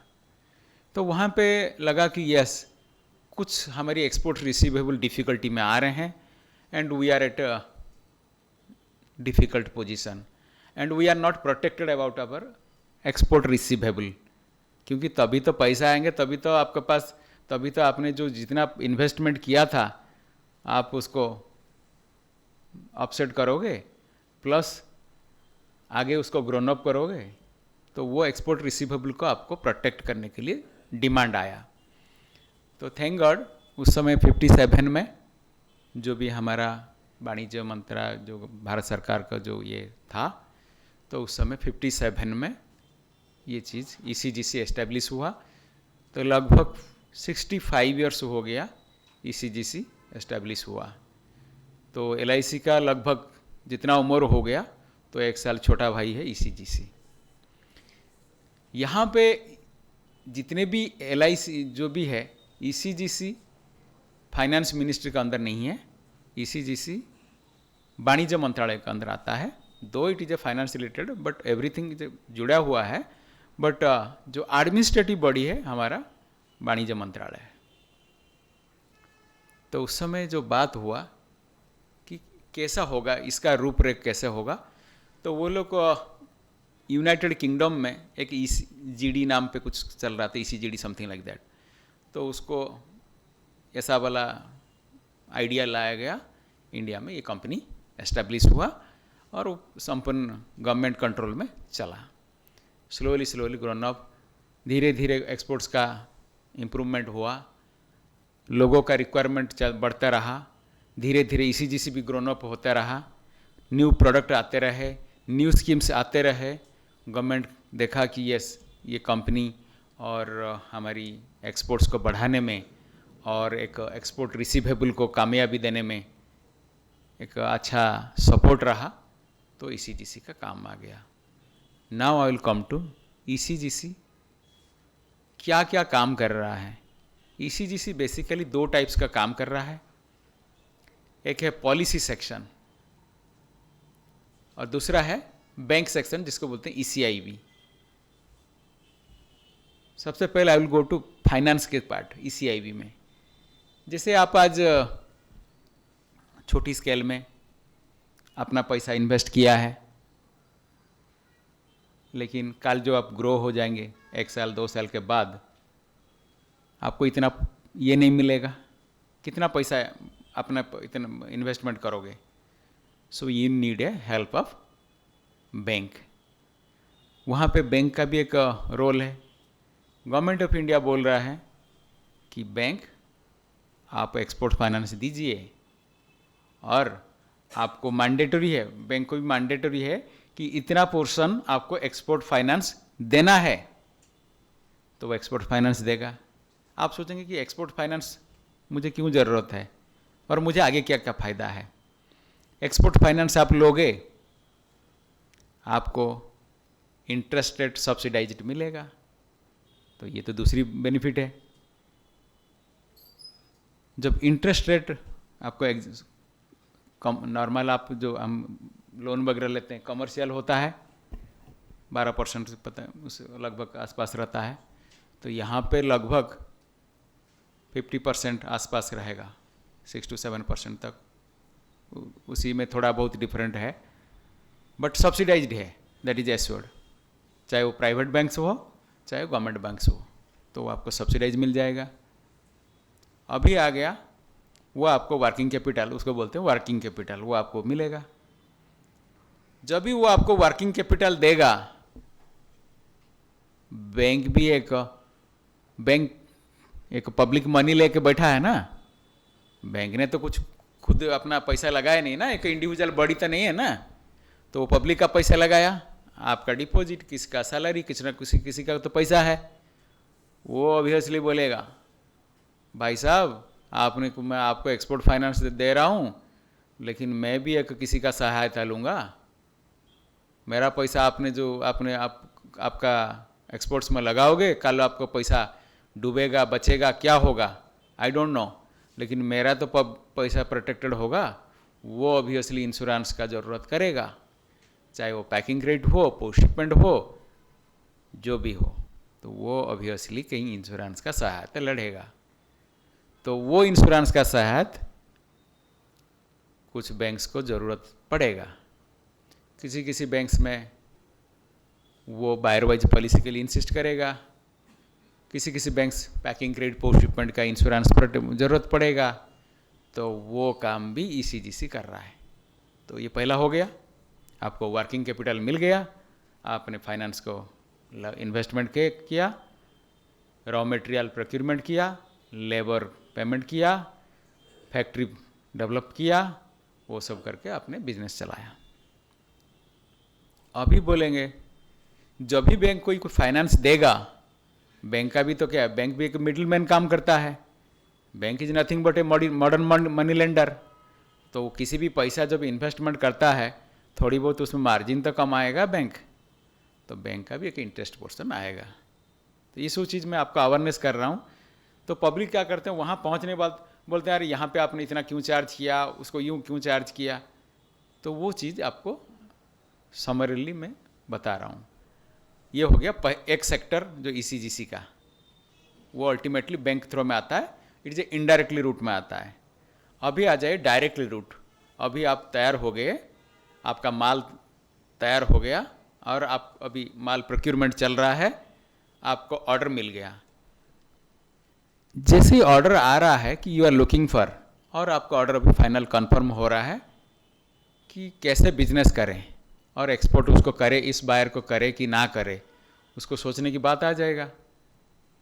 थोड़ी देर पहले मैंने एक चीज़ वही फिर वही चीज़ रिट्रेट कर रहा हूँ, उस बायर को डायरेक्टली पहले बार बिजनेस कर रहे हो उसको क्रेडिट मत दीजिए। इनिशियली कोशिश करिए, एडवांस दीजिए, सेकंड टाइम में part advance part cash against document bank through में भेजिए, डायरेक्टली उसको डॉक्यूमेंट ना भेजे, दूसरा ओपन डिलीवरी में शिपमेंट ना भेजे। जैसे एक दो शिपमेंट आपको कॉन्फिडेंस बिल्डअप हो जाएगा, तब आपको लगेगा अभी नाउ बायर अभी क्रेडिट मांग रहा है, क्योंकि जब धीरे धीरे ट्रस्ट बिल्डअप होगा वो क्रेडिट मांगेगा, आप नहीं दोगे वो आपसे कमोडिटी ऑर्डर छोड़ के दूसरों को कंफर्म कर देगा। तो उस समय आपको देना कि नहीं देना, क्या करेंगे सर? देंगे। तो वहाँ पे भी तो खतरा है। हाँ, तो इसीलिए मैं, आप सोच रहे, आप बोल रहे होंगे सर मैं फास्ट शिपमेंट करना चाहता था, आपने उस समय इंश्योरेंस लेके करने के लिए आपको मीन्स मैंने एडवाइस क्यों नहीं किया? उसका एक क्लू है आगे, वही स्विमिंग पूल वाला, तालाब में स्विमिंग करो, उसके बाद नदी में स्विमिंग करो, उसके बाद ओशन में स्विमिंग करो। आप डायरेक्टली ओशन स्विमिंग करेंगे, आप 99% फंसने का चांस है। सबसे पहले आपका पैसा डूबेगा, दूसरा ईसीजीसी में जो डॉक्यूमेंटेशन होगा, आप उसमें नया में काम कर रहे हैं ना, आपको ज़रूर गड़बड़ होगा। तो मैं एक्चुअली क्या है, मेरा यहाँ अवेयरनेस कराना है, क्योंकि मैंने सर से ऑलरेडी डिस्कस किया था कि हमारी एंटरप्रेन्योर जो है किस लेवल पे है, इनिशियल लेवल पे है कि ऑलरेडी 2-3 साल एक्सपोर्टाइज हो गया। तो ये सब चीज़ पे हमने ऑलरेडी डिस्कस कर चुके हैं। तो ये चीज़ करोगे ना, तो उससे क्या होगा, ईसीजीसी इंश्योरेंस के लिए अप्रोच करोगे। जो एक दो शिपमेंट कर देते हो, थोड़ा चाहे part advance part shipment part ये सब चीज़ करोगे, ECGC will also more comfortable. Yes, मेरी एक एक्सपोर्टर है and he has already made 2 to 3 shipment, now he is approaching with insurance cover के साथ, थोड़ी बिजनेस वॉल्यूम बढ़ाना चाहता है और वो थोड़ा क्रेडिट पीरियड में और थोड़ी जो भी पेमेंट टर्म में देना चाहता है, तो ईसीजीसी विल ऑल्सो कंफर्टेबल। दूसरी चीज़, हमेशा सर ने ऑलरेडी गाइड कर दिए हैं, आपका वेबसाइट रखिए जो प्रीमाइजेस का, और आपका residential address, everything should be पक्का करिए, क्योंकि डॉक्यूमेंटेशन भी पक्का होनी चाहिए। डॉक्यूमेंटेशन पक्का नहीं करेंगे, इंटरनेशनल ट्रेड में आप ही फंसेंगे सबसे पहले। ये सब चीज़ परेशानियाँ है आगे, और ईसीजीसी में जाके जो पॉलिसी के जो आएंगे, ये डॉक्यूमेंटेशन में मांगूंगा, तो आप बोलेंगे सर ये तो मेरा, ये तो नहीं है, वो नहीं है। तो ये चीज़ मैं पहले एक्चुअली क्या, इनडायरेक्टली मैं आपको अवेयरनेस करके जा रहा हूँ, इधर ही तो रहूँगा। जैसे आपको कोई एरिया अनएक्सप्लोर एरिया ना रहे, क्योंकि जब वो काम शुरू हो रहा है तो वी कैन डू इट, लेकिन मैट्रिक पास के बाद 9th का स्कोर बढ़ाना नहीं है।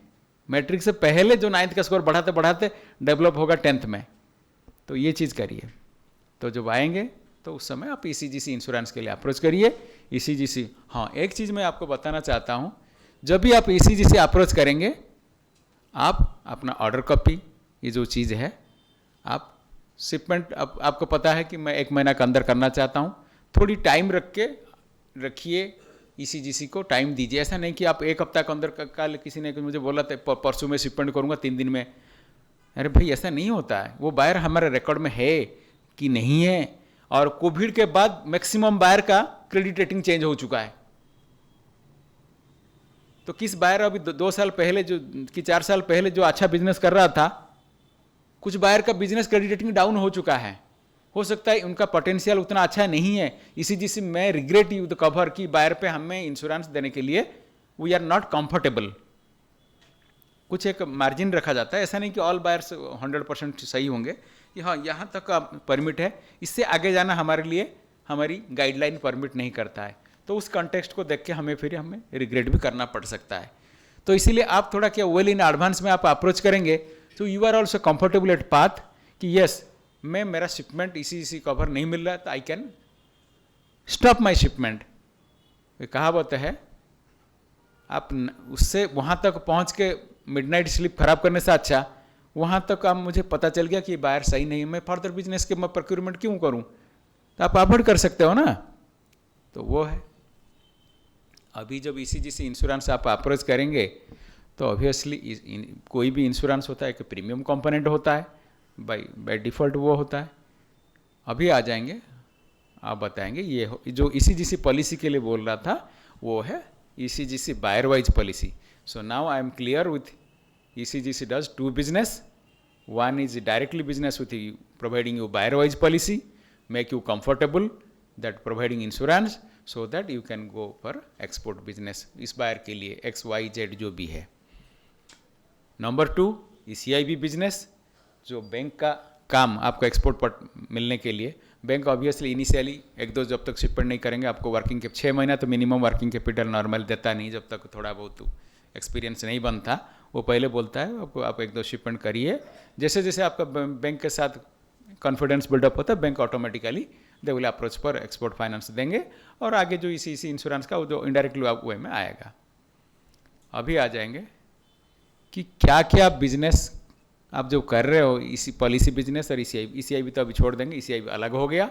अभी आपका कोर फोकस, हाँ सर कुछ बताइए।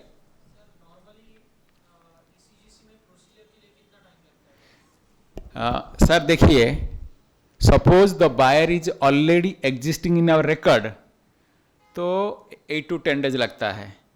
सपोज आपको नहीं है सो वो टाइम डबल हो जाता है। दूसरा चीज जब भी आप कोई भी बायर को अप्रोच कर रहे हैं, मैं इस कॉन्टेक्स्ट में आऊँगा कंट्री के बारे में, तो लगभग ECGC जो कंट्रीज कवर कर रहे हैं 230 प्लस माइनस में रहता है, 2-4 कंट्री आगे पीछे प्लस, हर 3 महीना में रेटिंग चेंज होता है और ग्रेडिंग चेंज होता है। तो लगभग 200 कंट्री जो है ओपन कवर कंट्रीज में है और लगभग 30 कंट्रीज जो कि रेस्ट्रिक्टेड कैटेगरीज कंट्रीज में है, जिसका कवर ऑन स्पेसिफिक बेसिस पे दिया जाता है एंड बहुत केयरफुली ऑन सिलेक्टिव बेसिस दिया जाता है। तो इसीलिए मेरा आप लोग के सुझाव है वो सब रेस्ट्रिक्टेड कंट्रीज कैटेगरीज में being a new to the business और एक्सपोर्ट्स बिजनेस पे आप उसको अप्रोच मत करिए इनिशियल लेवल पे। हाँ जब तक 4-6 शिपमेंट करें धीरे धीरे आपको कॉन्फिडेंस बिल्डअप हो रहा है तो आप करिए। एक्चुअली क्या है आपको कभी भी कुछ डाउट होगा आप ECGC का जो वेबसाइट भी देख सकते हैं, वहाँ पे भी सर ने वो जो कंट्री सर ऑलरेडी बताएंगे। ECGC की वेबसाइट पे एक पूरा लिस्ट है 230 कंट्री का जो सर बता रहे हैं। वहाँ पे they have bifurcated 220 countries into 7 categories A1 B1 नहीं वो कैटेगरी है, वो सर का कहना है कि रेस्ट्रिक्टेड कैटेगरी उसी में है। वो ओपन कवर लिखा है, ओपन कवर आपको मिल जाए एक कंफर्टेबल बेस में हो। जो रेस्ट्रिक्टेड कवर कंपनी है वो लिस्ट उधर है, लगभग 20-30 होंगे। दैट इज अपडेटेड टिल 31 मार्च 2022। हाँ अभी सितंबर तक आ गया होगा, एक हफ्ता 10 डेज के अंदर आ जाएगा। अक्टूबर हो गया मतलब आगे आ भी गया होगा। जनरली क्या है जब भी हो जाता है जैसे अक्टूबर, हम 1 अक्टूबर से नया रूल होता है जो हर 3-3 महीना का, तो क्वार्टरली रिपोर्ट डाटा अपडेट का। जनरली क्या है जिस दिन रिपोर्ट फाइनल हुआ 2-4 दिन आगे पीछे के अंदर हमारा वेबसाइट में ऑलमोस्ट जो सितंबर तक अपडेटेड है, अक्टूबर फर्स्ट वीक से जो कंट्री वो ऑलरेडी अवेलेबल है। 1-2 दिन आगे पीछे हो जाता है जो अपलोडिंग का ये, बट नॉर्मली अवेलेबल है तो वो आपको मिल जाएंगे। अभी आ गया पेमेंट टर्म पे थोड़ा फोकस करें। आप लोग सब तो नया है, थोड़ी बहुत ऑलरेडी आप लोग बिजनेस कर रहे हैं। पेमेंट टर्म क्या क्या है? एक है letter of credit, LC opening bank के साथ जो होगा। दूसरा है अदर देन LC, जो LC गया। LC में भी वेराइटी है, LC साइट है, LC यूसेंस है, ये हो गया 2। नंबर 2 पे आ जाइए। अदर देन LC में क्या क्या है? DA/ open delivery. Open delivery आप इनिशियल लेवल पे जो स्टेटस होल्डर वगैरह वो डायरेक्टली शिपमेंट करेंगे, document directly they are authorised, वो डायरेक्टली ओपन डिलीवरी भेज सकते हैं। And credit period 30 to 40 days वो होता है, जो भी 60 days 120 days depending upon the contract. DA document acceptance, और ये जो डॉक्यूमेंट एक्सेप्टेंस यहाँ पे बैंक टू बैंक ट्रांजेक्शन होगा, document bank to bank rooted होंगी और क्रेडिट पीरियड होगी। वहाँ पे बिल ऑफ एक्सचेंज होगी, ध्यान रखिए यहाँ पे बिल ऑफ एक्सचेंज होगी, DA में बिल ऑफ एक्सचेंज होगी, ओपन डिलीवरी में बिल ऑफ एक्सचेंज नहीं होगी। अभी आ जाइए तीसरा चीज, CAD कैश एग्नेस्ट डॉक्यूमेंट और डॉक्यूमेंट एग्नेस्ट। यहां पे भी डॉक्यूमेंट बैंक टू बैंक जाएगा, बट यहां पे जो DA में क्या होता था, जो बिल ऑफ एक्सचेंज जाता था, तो आपका bill of exchange nothing but A post dated cheque type. Post dated cheque जब होता है ना कि आपने X को दिया, 15 तारीख को वो पोस्ट डेटेड चेक मैच्योर होगा, तो bill of exchange is nothing but A post dated cheque. तो वहां पे ओवरसीज का बैंक क्या करेगा, बायर को इंटीमेट करेगा, मिस्टर सचिन सो आपका एक्स एक्सपोर्टर से ओवरसीज से आया है इंडिया से, दिस मच डॉलर आपको 90 डेज के लिए क्रेडिट पीरियड के लिए आपने जो दिया था ऑर्डर, वो अभी डॉक्यूमेंट आ गया, आपका गुड्स भी तो आ गया होगा पोर्ट में, हो सकता है 1 हफ्ता 10 डेज जो भी डिपेंडिंग अपन वॉइस पीरियड आ जाएगा, आप आके डॉक्यूमेंट एक्सेप्टेंस कर लो। एक्सेप्टेंस मीन्स वो अभी अथरे साइन करके जाएगा। मीन्स एक्सेप्टेंस का मतलब है जैसे हम पोस्ट डेटेड चेक जिसको देते हैं, कहीं साइन कर दिया मीन्स मैं लीगली बाउंड हो जाऊंगा, बट यहाँ पे थोड़ी मीनिंग अलग आएगा लीगली बाउंड का मीनिंग। तो वो आपको ऑथराइज हो जाएगा, उसको बोलते हैं एक्सेप्टेड बिल ऑफ एक्सचेंज हो गया। अभी बैंक ने, ओवरसीज बैंक ने अपने पास रखा, अभी 3 months 2 months जो भी आपका क्रेडिट पीरियड आपने दिया होगा, उसके बाद उसको इंटीमेट करता है भाई आपका बिल ड्यू हो गया। उसके बाद मैं बोलूँगा कि पेमेंट इशू कहाँ पे आएगा, क्यों आएगा। अभी आ जाएगा CAD DP, दोनों सेम है। उसमें क्या होगा, डॉक्यूमेंट बैंक टू बैंक जाएगा और पेमेंट यहाँ पे ओवरसीज का जो बैंक है बायर को इंटीमेट करेगा। बायर क्या करेगा, पहले पेमेंट देगा, document, then only overseas bank will hand over the document. So यहाँ पे हो गया डेबिट कार्ड मेथड है, और DA में जो बिल ऑफ एक्सचेंज होता था वो क्रेडिट कार्ड मेथड है। जस्ट मैंने अंडरस्टैंडिंग पर्पस बता रहा हूँ। तो अभी आप देखेंगे सर CAD DP में क्या रिस्क है, इसी का तो कोई रिस्क ही नहीं है, हमारे लिए कोई रिस्क ही नहीं है। क्या सर CAD DP में कोई रिस्क है?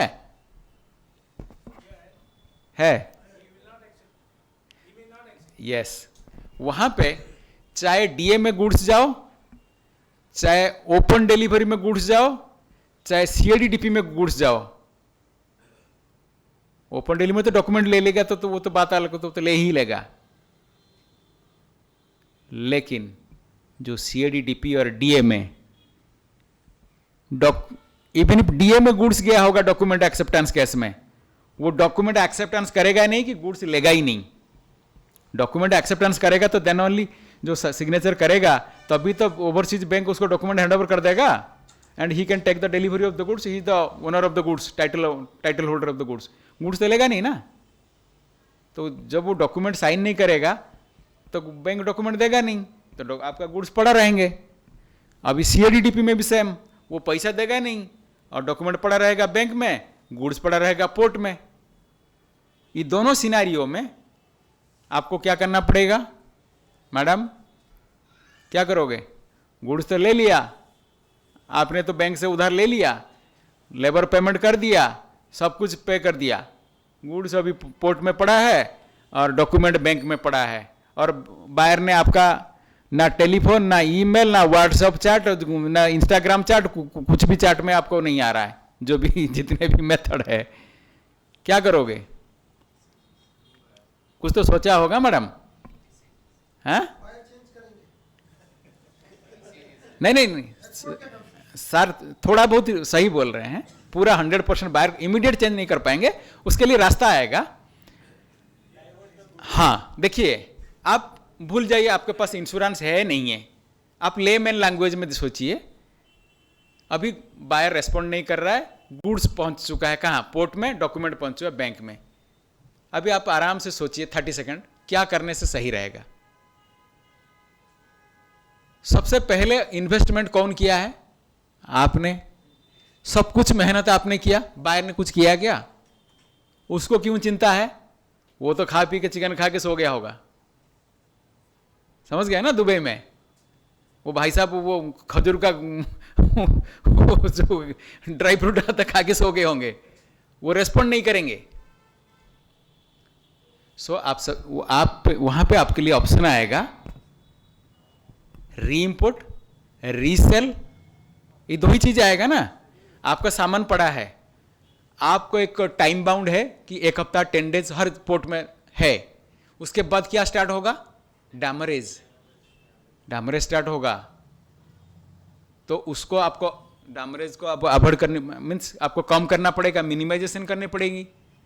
नंबर 2, एक उसको तो आप उसको ये करो, कांटेक्ट करोगे।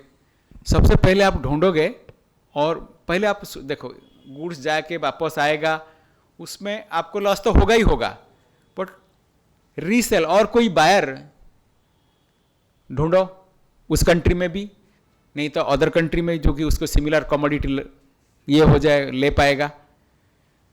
ऑब्वियसली मान लो तैयार हुआ, थोड़ी बहुत डिस्काउंट मांगेगा कि नहीं? वो जरूर मांगेगा। मतलब $100 का है, मुझे $20 दे दो, तो उसको भी थोड़ा निगोशिएट करिए, उसको कैश सेल करिए। उसको बोलते हैं कैश सेल, और वो देन एंड देयर पेमेंट वो सेल करेंगे। बट उससे पहले सपोज आपने ECGC इंश्योरेंस लिया, आप हमको इंटीमेट करोगे कि भैया ऐसा ऐसा है, तो मुझे ऐसा के लिए I am going for that. और ऑब्वियसली ECGC जो एडवाइजरी आपको गाइड करेगा। और जो आपको मान लो 100 रुपया की चीज़ अभी आपने 60 रुपये में बेच दिया, लॉस कितना हुआ? 40 रुपया। तो 40 का जो ECGC जो प्रोडक्ट आपने लिया है, तो उसका 80% 90% depending upon the product you will get A cover. ठीक है। अभी किसी भी ऑप्शन आपको नहीं बना, क्या करेंगे? गुड्स तो वापस लाना पड़ेगा ना, तो गुड्स वापस लाओ। तो आपका इनवर्ड फ्राइट और outward freight plus demurrage, I will come demurrage, कुछ हैंडलिंग चार्जेस वो भी आपको पे करने पड़ेंगे, तभी तो गुड्स छुड़वाएंगे। सर का डाउट कुछ है, मुझे पता है उसमें है। तो आपको अभी 100 रुपया का चीज़ आप उनको देने के बाद पता चला कितना, अभी 130 रुपीज हो गया, लेकिन गुड्स आपको वापस आ गया। तो इनवर्ड फ्राइट, अब गुड्स ओरिजिनली आपको वापस आ गया, तो गुड्स का कॉस्ट तो आपका ही है। तो आपने एडिशनल कॉस्ट क्या किया? इनवर्ड कॉस्ट गया था, अभी आउटवर्ड कॉस्ट वापस होकर आ गया, प्लस हैंडलिंग डैमरेज जो भी है।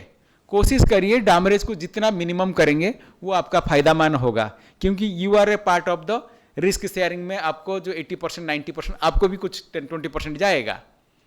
तो ये चीज़ पे आप ध्यान करना है। सर बताइए। मेरा क्वेश्चन सिर्फ अंडरस्टैंडिंग के लिए था कि इसमें आप पेरिशेबल गुड्स का क्या कर सकते हैं, क्योंकि नॉन पेरिशेबल में तो अभी थोड़ा वेट करके भी हम दूसरा सेलर फाइंड हाँ, पेरिशेबल में तो उसका रिटर्न करने का भी इश्यू हो जाए। हाँ, नहीं मैं अच्छा है, आपने सही। पेरिसेबल गुड्स में वहाँ पे आपको परमिशन वगैरह जनरली बहुत ही जगह, कम जगह में मिलेगा, आपको परमिशन मिलेगा नहीं, गुड्स वो वापस देंगे नहीं। उसको जो वहाँ पे जो कस्टम अथॉरिटी जैसे देखेंगे पेरिसेबल गुड्स है वो खराब हो गया और वो ह्यूमन कंजप्शन जो भी ऑथराइज नहीं है वो आपको अलाउ नहीं करेंगे, वहाँ पे अबंडन करेंगे। तो जो अबंडन अथॉरिटी करेंगे, क्योंकि आपको पता चल जाएगा, वो आपको सर्टिफिकेट भी देंगे कि ये जो ऐसे ऐसे वजह से आपका गुड्स अभी बायर नहीं लिया, ऐसा ऐसा हमें अबंडन करना। वो पहले आपको कम्युनिकेशन 15 दिन तब 1 महीना के अंदर आपको कम्युनिकेशन 1-2 महीना चला भी जाएगा कम्युनिकेशन, और वो आपको सर्टिफिकेट देंगे, then only you are eligible for claim. कोई इशू नहीं। Now I will go to for क्या क्या इशू, क्या क्या कवर कर रहे हैं, क्या नहीं कर रहे हैं। ECGC 2 ही चीज पे कवर, एक है कमर्शियल रिस्क, एक है कंट्री रिस्क, और उसको क्या बोलते हैं, पॉलिटिकल रिस्क। कमर्शियल में बायर का इंसॉल्वेंसी आएगा, जो कोरोना पीरियड में बड़ी बड़ी इंसॉल्वेंसी हुई थी कंपनी। मैं गुड़गांव में था उस समय, मैं ब्रांच हेड था खाली क्लेम फ्लोन पूरा पाइल अप हो गया। दूसरा आ गया प्रोटेक्टेड डिफॉल्ट, गुड्स ले लिया, ही इज विलीफुली पैसा देना नहीं चाहता है। तीसरा आ गया, अभी थोड़ा देर पहले डीपी सीएडी डीपी में जो ट्रांजैक्शन हो रहा था, आपका जो होता जो लॉस हुआ उसको बोलते हैं repudiation, refusal, non acceptance of the goods और डॉक्यूमेंट्स जो भी है, बेसिकली डॉक्यूमेंट्स हो रहा है। तो डॉक्यूमेंट्स होगा तो देन ओनली गुड्स लेगा ना। तो ये है। सो तीन चीज़ हम कमर्शियल लिस्ट में कवर कर रहे हैं, एलसी ओपनिंग बैंक, बाय उसका इंसॉल्वेंसी भी और प्रोटेक्टेड डिफॉल्ट। उसी तरह बायर्स का भी insolvency, protected default and breach of contract और रिफ्यूजल और जो सीएडीडीपी में हुआ। अभी आ जाए पॉलिटिकल रिस्क। सबसे ज़्यादा रिस्की है पॉलिटिकल रिस्क में। नहीं लगता, आधा घंटे के बाद लगेगा, आपका बियॉन्ड कंट्रोल से होगा। अभी देखिए नाइजीरिया, श्रीलंका, बांग्लादेश, बांग्लादेश अभी ज़्यादा गया नहीं बट इनिशियल ये में है, थोड़ी बहुत है, जा रहा है। सर ने पूरा जा रहा है, एक्चुअली पूरा ये नहीं है, इनिशियल बुला रहा है।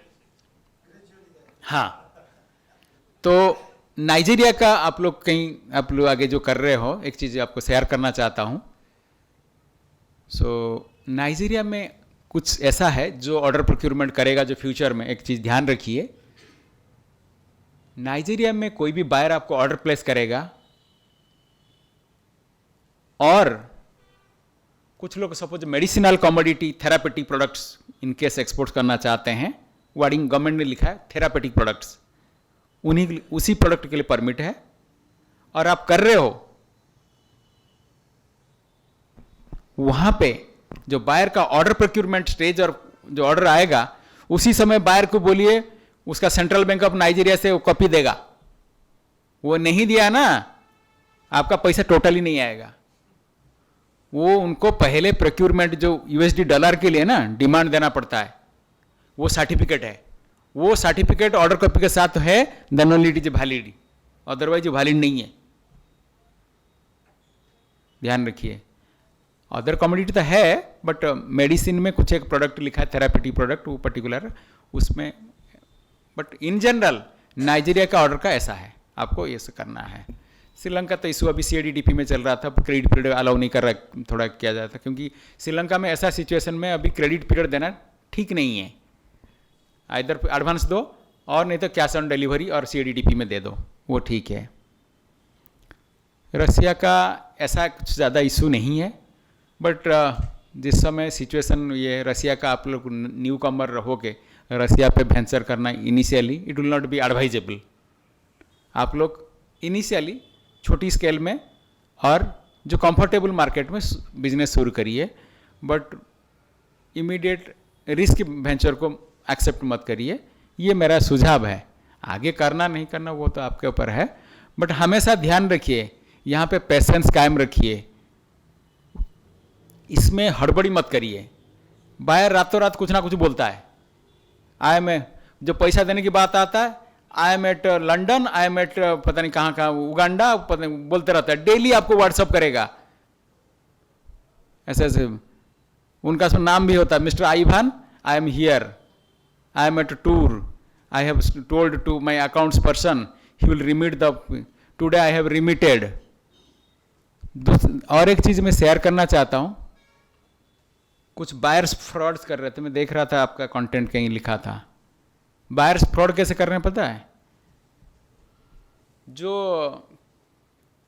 गुड्स एक पेमेंट टर्म है वो एक्चुअली डीपी में जाएगा, पब्लिक क्या करते हैं, गुड्स डिलीवर कर दिया और स्कैन बीएल उसको भेज दिया, स्कैन बीएल। कुछ बायर्स क्या कर रहे हैं पता है? ध्यान रखिए, बीएल का जो 2-3 कॉपी होगा ना, तो एक ओरिजिनल और कुछ अलग अलग होगा। हाँ, वो जो ब्लैक एंड व्हाइट वाला भेजिए, वो कलर वाला मत भेजिए।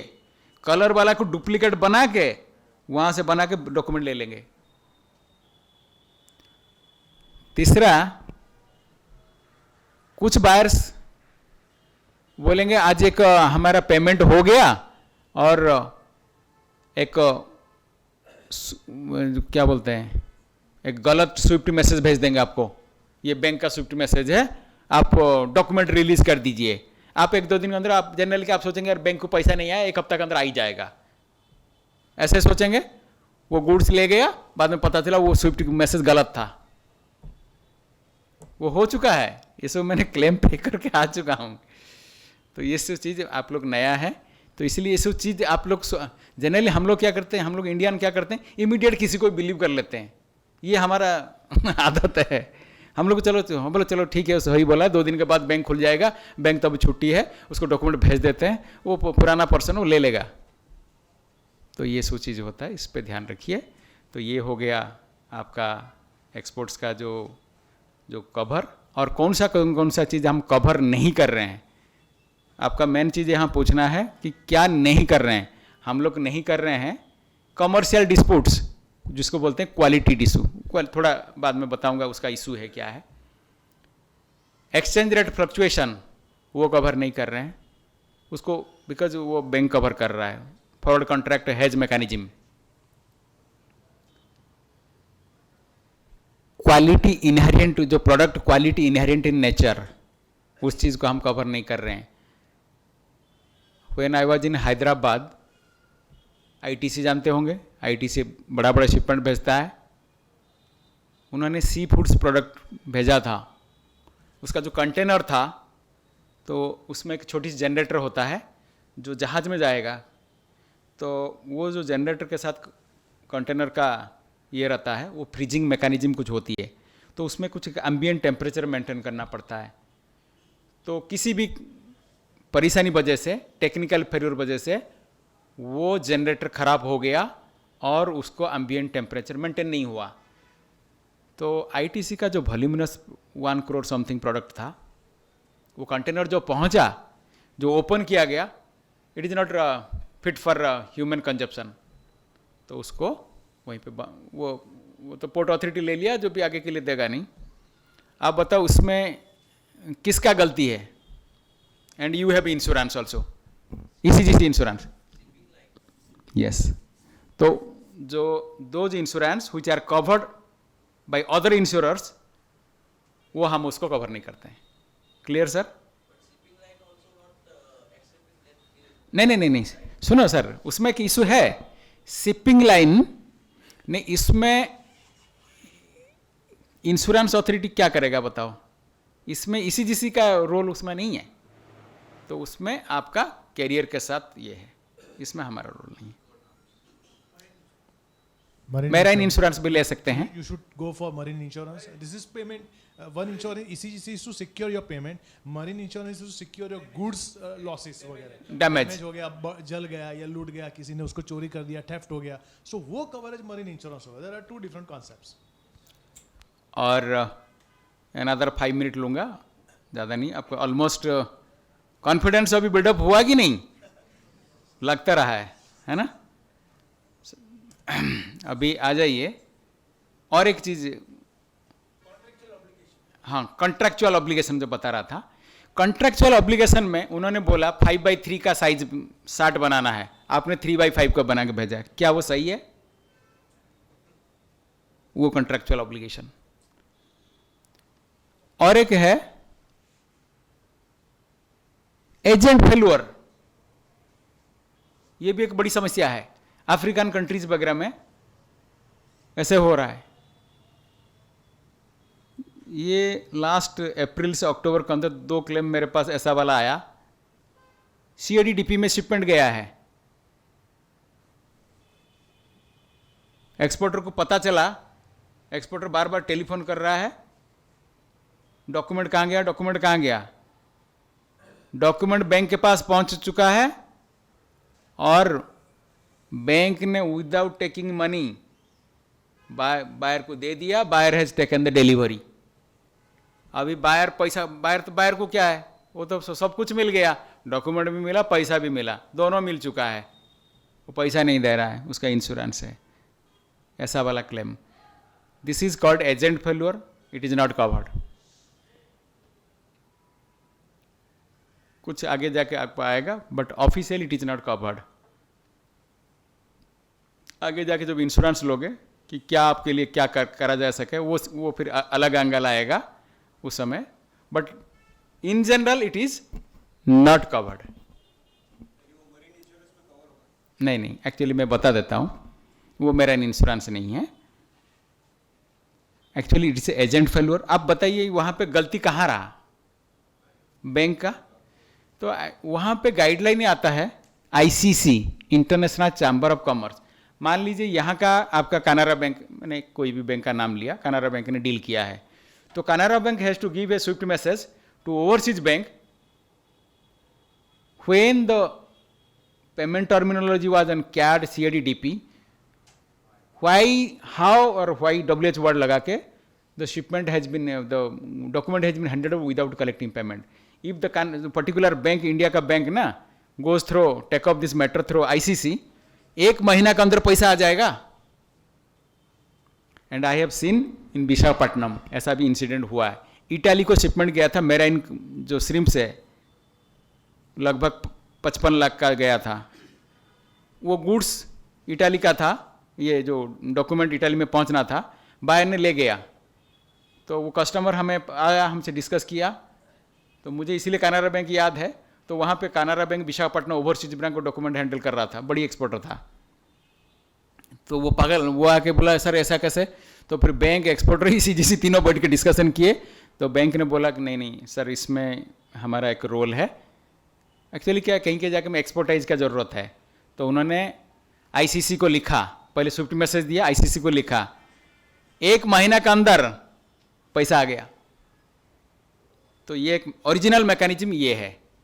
तो लास्ट ऑप्शन जो बता रहे हैं, ईसीजीसी का नॉर्मल ये कवर नहीं होगा, बट इसका अलग एंगल, क्या सिंपैथी, क्या एक्सपोर्टर कैसा रहा, क्या हुआ, एक्सपोर्टर उसमें बियॉन्ड कंट्रोल में था, वो सिचुएशन आगे दिखी जाएगी, but in general it is not covered. ये हो गया रिस्क कवर्ड जो आगे बताया था, और ये हो गया रिस्क नॉट कवर्ड। और जो भी ईसीजीसी का जो भी प्रीमियम रेट होता है, 3 थिंग्स पे डिपेंड करता है, कंट्री कैटेगराइजेशन, पेमेंट टर्म और यूसेंस पीरियड। जैसे जैसे रिस्क बढ़ेगा, सर ने बताया हमारी कंट्री कैटेगराइजेशन 7 टाइप का, A1 A2 ऐसे करके 7 ग्रेडिंग है, तो उसी हिसाब से प्रीमियम का ये होगा। और जैसे जैसे आप प्रोडक्ट के लिए अप्रोच करोगे, बहुत सारे सर ने ऑलरेडी थोड़ी बहुत बताए हैं, कुछ शिपमेंट बेस्ड पॉलिसी, कुछ इंडिविजुअल पॉलिसी और पर्टिकुलर बेस्ड एक ही शिपमेंट के लिए पॉलिसी। तो वो आपका रिक्वायरमेंट जैसे आएगा, अभी तो पहले आप जैसे जैसे आप एक्सपीरियंस गेन करोगे 1-2 शिपमेंट, उसके बाद रिक्वायरमेंट पे जो अप्रोच करोगे, उसी हिसाब से डिफरेंट प्रोडक्ट आपको इंश्योरेंस कवर में। मैंने इसलिए आपको, आप सोचे, आप बोल रहे होंगे सर इसी का प्रोडक्ट आपने ज़्यादा बताया नहीं।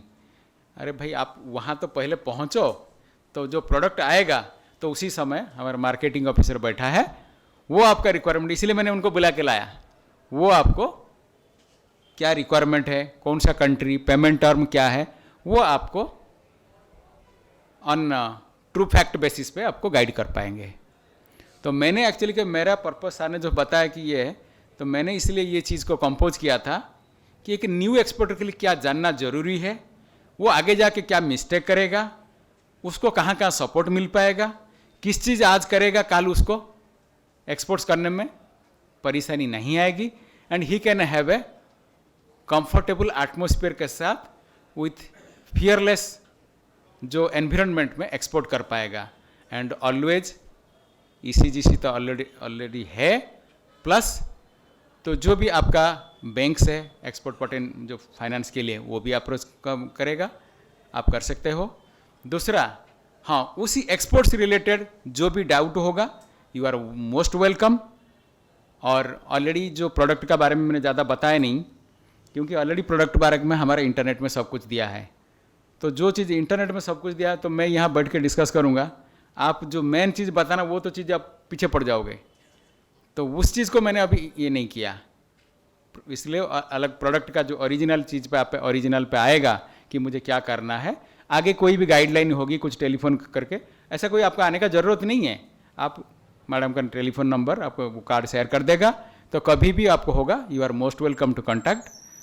तो वो उसमें आपको जो भी सहायता होगी, आपको जो भी हम कर पाएंगे ज़रूर करेंगे। इससे अलावा आपको कुछ जो भी डाउट होगा तो आप ज़रूर पूछ सकते हैं। और कुछ डाउट है तो आप पूछिए सर।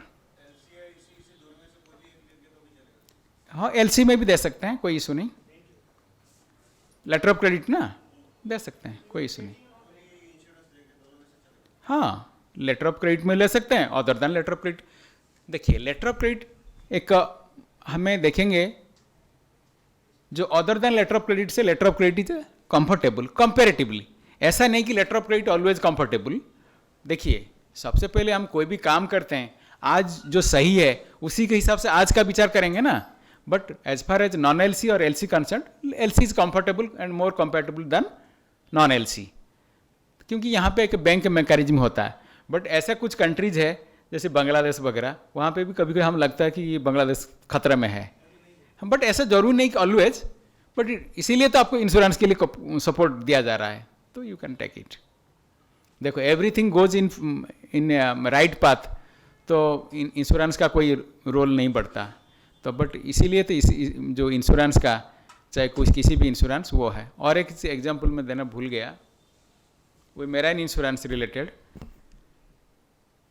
विशाखापट्टनम से के एक्सपोर्टर ने क्या किया, ये जो फ्लोर का ग्रेनाइट और टाइल्स कुछ था, उन्होंने एक्सपोर्ट, छोटी एक्सपोर्टर था, 2 साल करीब हमारा साथ बिजनेस कर रहा था।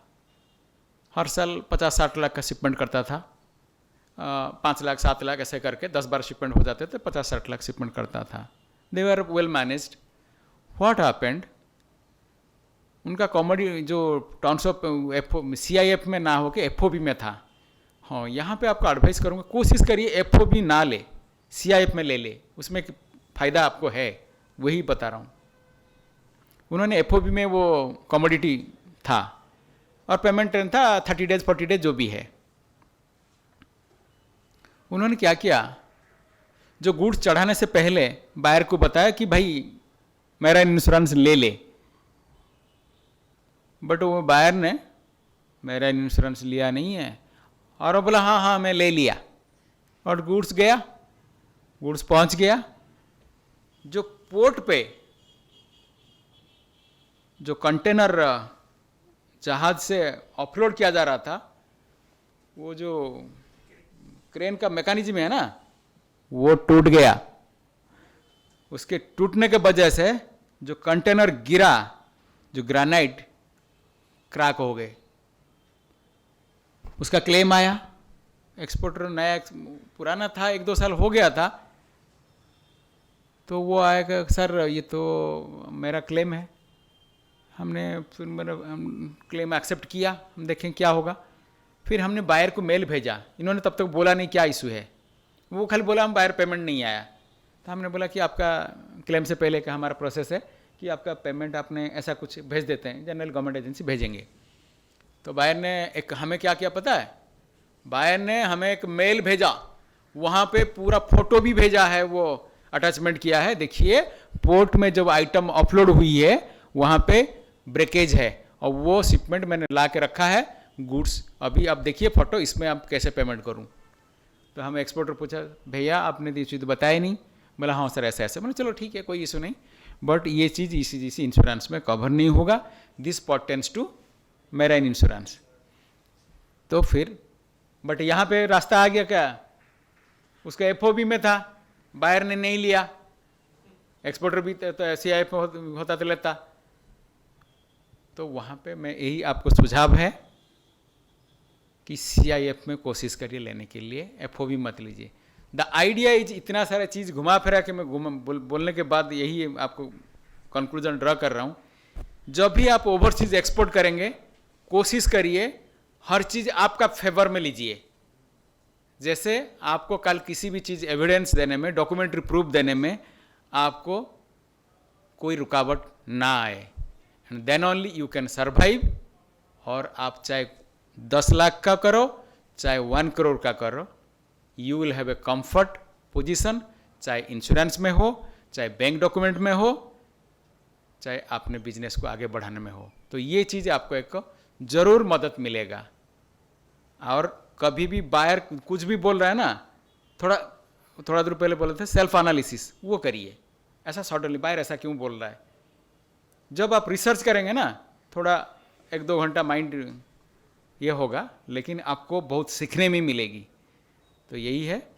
और इसके अलावा मैंने कोशिश किया, लगभग 1 आवर मैंने देखा था, तो कोशिश किया कि ये चीज़ आपका अवेयरनेस किया, और आगे जो प्रोडक्ट्स का जो 80% 90% जैसे भी होगा वो आपको मैडम आप उनसे ये वो कार्ड शेयर कर देगा, वो आप कभी भी you are most welcome to contact. Okay, thank you having patience and listening to me. हाँ जरूर पूछिए। देखा गया था कि आप लोग जो भी क्वेश्चन अभी कर रहे थे वो फ्रॉड को कैसे अवॉइड करना था, तो वो नेक्स्ट सैटरडे को मैं लेने वाला हूँ। मैं आपको बताऊंगा कहाँ कहाँ पर क्या क्या फ्रॉड्स हो रहे हैं। तो if you would like to attend on that बार सुबह को है from 10 to 1 how to avoid their frauds in Thank you. Now the open forum. So we will go for 2-3 questions maximum, then we can answer. और आप meanwhile while we conclude before you leave the conference room, आप एक काम करिए, आपके पास एक feedback form है, वो खाली fill up करके AMA को दीजिए. Meanwhile we keep this forum open for questions. Questions? Yeah, sure. हाँ सर, वो ये देखिए, नहीं तो कैसे उनके पास एक ये दे दीजिए। हाँ ठीक है, ठीक है। Thank you Ankit sir, thank you Anandit sir. My name is Preet. मेरा क्वेश्चन ये है सर कि हम we are exporter since the past 5 to 7 years, very good. Manufacturing and exporting the products that we make. Yes, आपका स्कोर बढ़ गया। Thank you. Manufacturing means government का जो इनिशिएटिव है ज़्यादातर मैन्युफैक्चरिंग को बेनिफिट दे रहा है, राइट rather than ट्रेडर। ऐसा नहीं कि ट्रेडर को डिमोटिवेट कर रहा हूँ, मैं ये नहीं कह रहा हूँ। मैन्युफैक्चर जो है ना, वो जो इनिशियल लेवल जो चीज़ को काम कर रहा है ना, उसमें बहुत सारी चीज़ ये है, ट्रेडर को ज़्यादा पता नहीं चलेगा कि सामान कैसे बना, और एम्प्लॉयमेंट जनरेशन कहाँ पे सबसे पहले तो मैन्युफैक्चर लेवल पे हुआ है। बोलिए सर। या सो जैसे आपने बोला था कि सबसे पहले कोई आप ट्रस्ट बिल्ड करना चाहे बायर के साथ, तो you always ask for first you go only for advance payment, फिर 2-3 बार आपका ट्रांजैक्शन हो जाए then you can go for credit payment. That is better. But we have been successful in negotiated terms कि हर बार हमें एडवांस ही मिल जाता है। हाँ। But the only question I have right now is that because export is treated with 0% GST हाँ, when you are exporting a product. Yes. तो usually हम as a security, आपने बोला सब कुछ अपने फेवर में किया जाता है, as a security what we used to do is that we used to ask for 18% GST also from the buyer, हाँ, because if they don't submit the let export order to us within the time frame, then the government is going to and a bank is going to ask us हाँ, okay, कि आपने export का proof क्या है कि actually आपका product export हुआ है, because you have not charge GST on the invoice. तो उस केस में हम वो सिक्योरिटी डिपॉजिट उनसे ले लेते हैं और फिर बाद में उनको रिवोर्ट कर देते थे, and that's how we build a trust with the buyer. But now we've reached a stage, particularly when the buyer has refused to pay that security, like आप इतना transaction तो हो गया, मैं advance payment दूंगा, but I won't pay that GST, which is for us it's a security deposit. तो is it okay यार? Sir देखिए, सिंपल चीज़, किसी भी चीज़ आप ये एक्चुअली क्या, this matter is between you and the buyer. एक चीज़ मैंने एक बड़ा एक्सपर्ट के साथ एक दिन बैठ के डिस्कस कर रहा था, बहुत ही पुरानी एजेड हो गए, उनका पिताजी ने बिजनेस स्टार्ट किए थे, इज ए लॉन्ग पीरियड। इन्होंने एक अच्छा चीज़ हमें बताया कि Rahul sir, I don't want claim and at the same time I don't want to lose a buyer, क्योंकि मैंने over a period of time, मैंने जो 5 years 10 years के साथ बिजनेस करने के बाद मुझे जो एक बायर मिला, ऐसा वाला बायर मुझे मिलना बहुत टॉप टाइम है। तो उस कंटेक्स्ट में व्हाट आई रिक्वेस्ट, ये जो GST का आपका मैटर है, क्या उस समय मैं बायर के साथ कैसा अप्रोच करूं, वहाँ पे एक विन विन सिचुएशन के साथ बायर को डील करिए, because he is your buyer, you have a good relation. Obviously जो 2-4 शिपमेंट करने के बाद थोड़ी बहुत आपके कॉन्फिडेंस बना है, तो उस समय आपको बायर और आप दोनों जो भी आपका डिस्कशन करके उसको विन विन सिचुएशन में रखिए, so that your buyer also is with you and you have a good buyer with you. यहाँ पे एक्चुअली ऑदर का रोल नहीं है।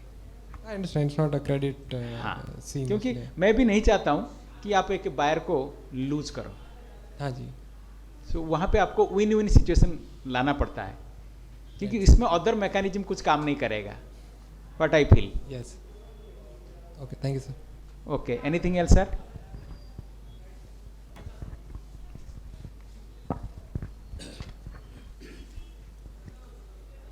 सर अपने जब नए बायर के लिए एक ईमेल भेजते हैं ECG को हाँ कि सर ये बायर इस कंट्री से है, चाइना से है या यूरोप से है, तो हमें इसका क्रेडेंशियल दीजिए कि आप इसमें सुनिए, कवर करेंगे हाँ, कि मैं नहीं समझ गया। करेंगे। तो उसमें जो टाइम कंज्यूमिंग है हाँ वो 90% ऐसा आंसर मिलता है कि सर 30 दिन तो आपको वेट करना ही पड़ता है। हाँ, वो एक्चुअली मैं बता देता हूँ क्यों लगता है। कभी कभी 15 दिन में मिल ही जाता है। मैंने जो भी हमारा कोई ऑफिशियल बोला होगा 30 डेज, कहीं कहीं जगह में एक जगह में सिचुएशन, बट एवरेज 15 दिन में लग जाता है। 15 दिन तो कम नहीं है। सपोज बायर हमारे डाटाबेस में है तो एक हफ्ता के 10 डेज के अंदर मिल जाता है। लेकिन कहीं कहीं जगह में एक बायर टोटली न्यू है और उसका आता पता हमें भी वी आर क्लूलेस, हम पता नहीं। तो जिस एजेंसी को हम दे रहे हैं, जिस दिन आप देते हो नेक्स्ट डे चले जाता है ऑनलाइन पोर्टल में।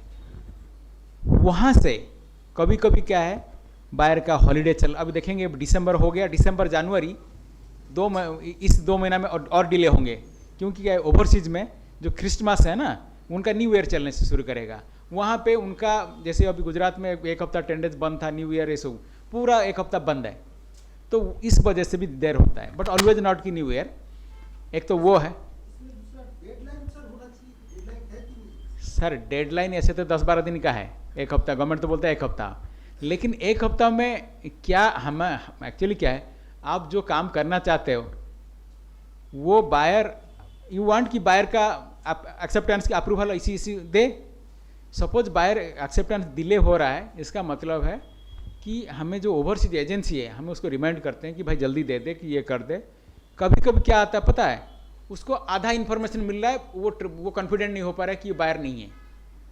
तो जनरली हमारी तरफ से लाकुना नहीं हो रहा है, जो हमारा जो थर्ड पार्टी एजेंसी मीन्स हम लोग को खुद नहीं, ऑथराइज एजेंसी इकरा, DNB, MNS, कोफेस और ग्रेडन, ये सब है। तो लगभग अराउंड 20 एजेंसी जो हमारे इसी के साथ टाई अप है, तो वो लोग काम करते हैं। तो उनको हम लोग बीच में जैसे कोई एक हफ्ता 10 डेज हो जाता है, हम लोग को रिमाइंडर डाल देते हैं, बट इसी वजह से देर होता है। बट मेरा यही कहना है, यही बात थोड़ी देर पहले बोल रहा था, जब आपको सफिशिएंट टाइम है, you take a 1 month time आपके हाथ में रख के, बट एवरेज 15 दिन में आ ही जाता है, ये है। तो वहाँ एक्चुअली सच्चाई यही है, कुछ सिचुएशन ऐसे होता है हमारी कंट्रोल में बाहर है। कभी कभी एक हफ्ता में भी मिला है, मैं खुद ही अप्रूवल करता हूँ, इसीलिए मैं बोल रहा हूँ, मैं अप्रूवल करता हूँ वो क्लेम वगैरह जो मेरे डेलीगेशन में, क्योंकि स्लैब है वो भी करता हूँ। तो ये हमारी जो है स्केल 5 ब्रांच है, तो मैं स्केल 4 हूँ, तो लगभग 14 to 15 जो हमारा बड़ा ब्रांच है यहाँ पे। तो गुजरात में हमारा जो सूरत, बड़ौदा, राजकोट एंड अहमदाबाद। तो अहमदाबाद जो है बिग बेल्ट, तो और विशेष करके हमारा यहाँ और यहाँ एक्सपोर्टर नंबर ज़्यादा है, एंड हम भी चाहते हैं कि जो यहाँ पे एक्सपोर्टर नंबर ज़्यादा है उनको भी ज़्यादा से ज़्यादा मदद दिया जाए। इवन आई टेल यू कि सर ने जो बताया कि सर ऐसे ऐसे सैटरडे को है, मतलब डोंट वरी, मैं आऊँगा, नॉट ए सैटरडे संडे कोई इशू नहीं है। If people are coming we are here only, हम तो कहीं अभी आज जाके कहीं हमारा कोई इधर उधर काम नहीं है, विल कम। तो हम एज बेस्ट एज पॉसिबल हम कोशिश करते हैं कि इस चीज़ को आपको तो जितना जल्दी पहुंचाएं। और नंबर 2, चाहे क्लेम में हो चाहे अंडरराइटिंग में हो, ECGC हमेशा, अभी सब डिजिटल मैकेनिज्म में चल रहा है, ECGC हमेशा कोशिश करेगा एज बेस्ट एज कि जितना जल्दी ये फास्टर डिस्पोजल हो जाए। और ज़्यादातर डॉक्यूमेंट, और जब भी आप बायर का नया बायर का अप्रोच करते हैं, स्पेशली जब क्रेडिट लिमिट अप्रूवल जो भी आप अप्लाई कर रहे हैं, वहाँ पे बायर का कंप्लीट इन्फॉर्मेशन लीजिए। इसी वजह से देर होता है। कंप्लीट इन्फॉर्मेशन, जैसे बायर का कंप्लीट नेम, बायर का एड्रेस, सपोज उसका सेकंड एड्रेस है तो अल्टरनेट एड्रेस, उसका telephone number, email ID, website, registration number, VAT number, bank details जरूरत नहीं, मैंने हमारे लिए बैंक डिटेल्स जरूरत नहीं, बैंक डिटेल्स आपका वो इंटरनल, लेकिन जो बायर रिपोर्ट लाने के लिए ये सब चीज़ ज़रूरत होता है। तो ये चीज़ दुबई वगैरह में क्या होगा, दुबई और सऊदी अरबिया में थोड़ी बहुत कुछ है, ताइवान वगैरह में कहीं कहीं एक दो है, बट दुबई ज़्यादातर 7 जो सिस्टर्स है, तो वहाँ पे क्या है, बायर का लाइसेंस वैलिडिटी होता है हर साल। तो मैं हर अप्रूवल में लिखता हूँ कि ये बायर का लाइसेंस जो अप्रूवल दे दिया 30 जुलाई 2023 तक वैलिड है, लेकिन हमारा अप्रूवल 1 ईयर तक है। मान ली कोई अप्रूवल को जो रेगुलर होल्ड टर्नओवर पॉलिसी लिया, वो क्रेडिट लिमिट अप्रूव उसका 1 साल तक जाता है, provided he is making a shipment with in 12 months, वो है। तो मैं वहाँ लिखता हूँ, तो वहाँ पे जो अप्रूवल आपको ये कर रहा है, आप जब भी शिपमेंट करेंगे, अरे तो जुलाई हो गया, जून तो ख़त्म हो गया, वो अप्रूवल अप्लाई किया कि नहीं, रिन्यू किया कि नहीं, वो भी एक थोड़ा आपको ध्यान रखना है। तो ये जो चीज़ हमारी बियॉन्ड कंट्रोल में कुछ चीज़ होती है ना, तो इसके लिए डिले होता है। तो मेरी यही सुझाव है, आप when you are approaching for cover, तो उसमें बायर का कंप्लीट इन्फॉर्मेशन लीजिए, हाफ हार्टेड इन्फॉर्मेशन मत लीजिए, उसी में हमें डिले होगा। और बताइए सर, लेडी एंटरप्रेन्योर मैडम बैठे हैं, कुछ पूछ नहीं रहे हैं? स्टार्ट नहीं किया। आई वॉज थिंकिंग कि सर आपका आगे क्या बिजनेस के प्लान है?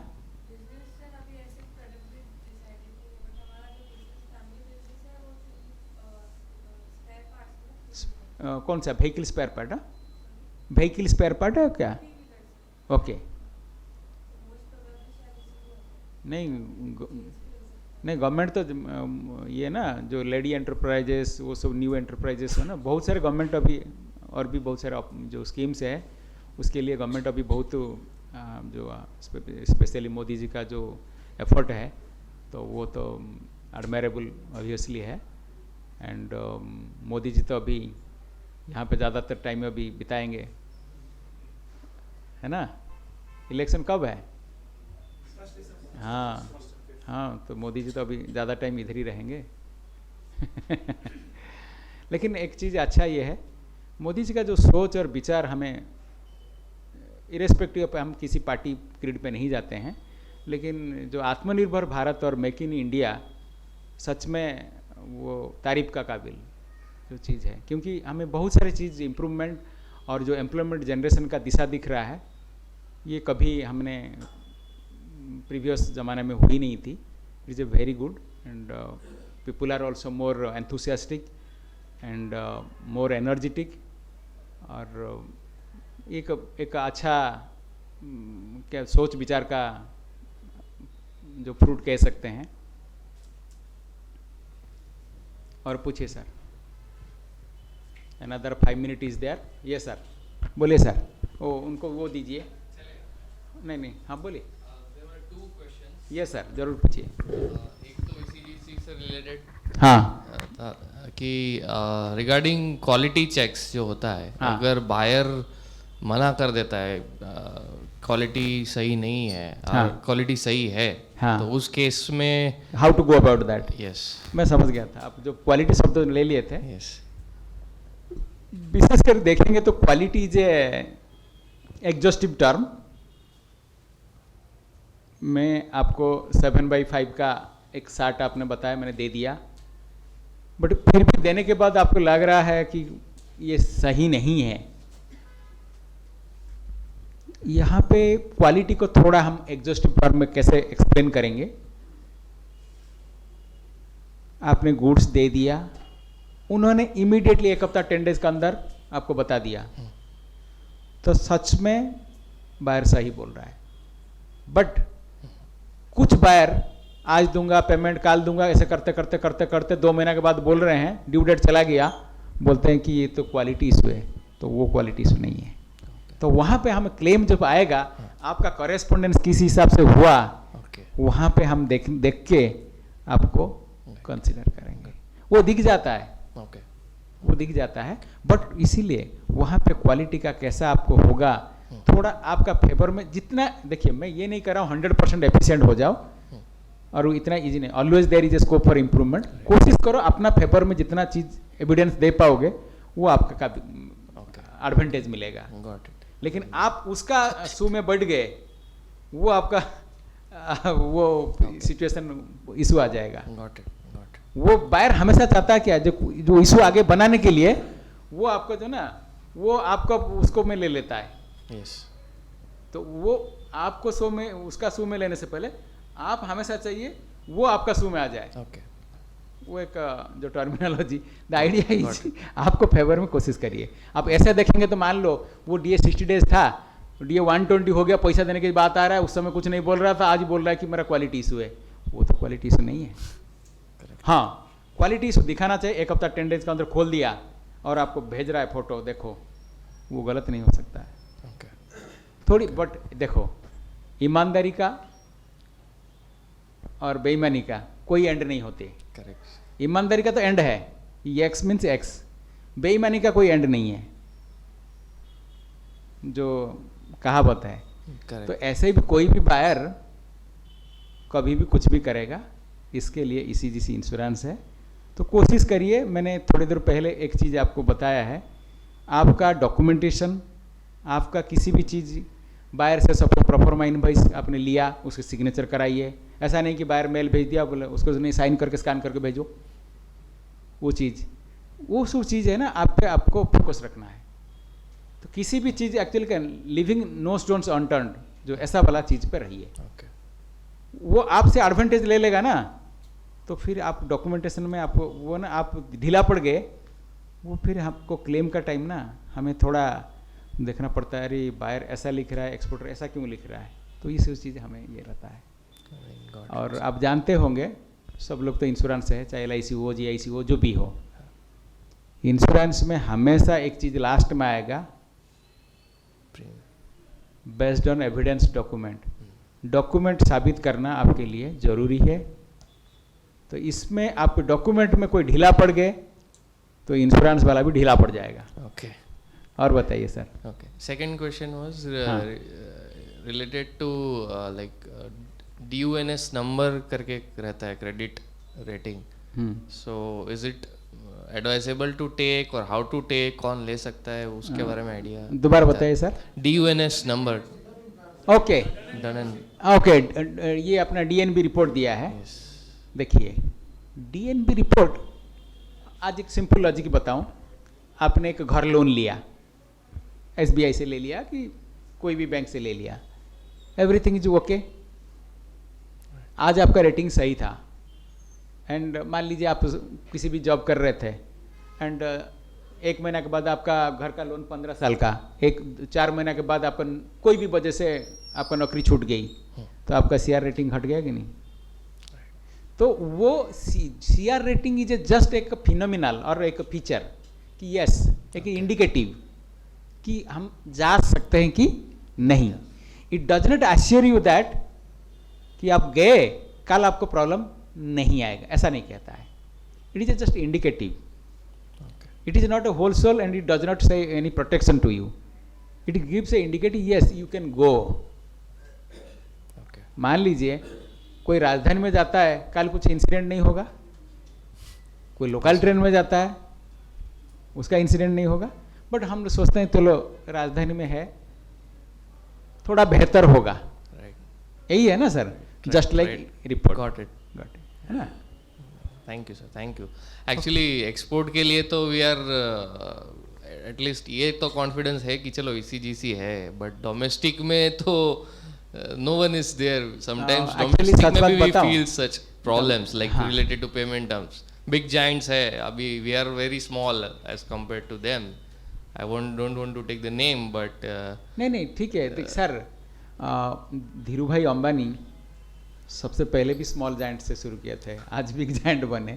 So it is a progressive. मैंने वही बताया था ना, एक ही रात में कोई राजा होने के चाहिए, एक्सपोर्ट्स में नहीं होता। ये clear cut and transparent. Exports में बहुत मेहनत और पेशेंस चाहिए, और एक बार 2-3 साल 4 साल के अंदर आपने वो पहाड़ चढ़ लिए तो आप जरूर शिव मंदिर देखेंगे ऊपर। शिव जी जरूर दर्शन देंगे, वो बिना आपको छोड़ेंगे नहीं है। तो वो है। तो एक्सपोर्ट्स के लिए आपको थोड़ा हमेशा आप ये मत करिए वो बिग स्मॉल, थोड़ा बहुत आता है। हमें जो क्लास में रहते हैं ना, अरे वो तो थोड़ा अच्छा पढ़ता है, थोड़ा बहुत रहेंगे, बट फिर उसका आपको मैनेज करना है। ऐसा नहीं कि आप हम हमेशा उसका भलाई, वो भलाई नहीं, मैं उसका सोचते सोचते अपने भलाई को करना भूल गए, वो मत करिए। आप अपना वीक एरिया को आप फोकस करिए, उसको डेवलप करिए, उसको मोटिवेट करिए, उसको इम्प्रूव कराइए। इजी टास्क नहीं है. करेक्ट. चलिए. Thank you sir. So, shall we conclude हाँ. today's session? If that is so, I must thank Mr. Rahul sir regarding what he has explained about documentation, ECGC, क्या क्या steps हैं, क्या procedure है, और काफ़ी नॉलेज एंड इंफॉर्मेशन शेयर किया. And is rightly said that he is available right in Ahmedabad with his team member. सबको card share कर दीजिए. Definitely, and you can get in touch with regarding के 12-14 प्रोडक्ट्स, आपको कौन सा रिलेवेंट है, कौन सा अच्छा है, कौन सा ईजी रहेगा, कौन सा कॉस्ट इफेक्टिव रहेगा. They can help you out in selecting of the exact policy you as per your requirement. तो you can definitely get in touch, and with AMA we can have few more sessions with sir later on in next month, maybe for 2-3 hours, where he can again explain in detail कि क्या क्या किस हिसाब से करेंगे. Right? So wishing you all the best.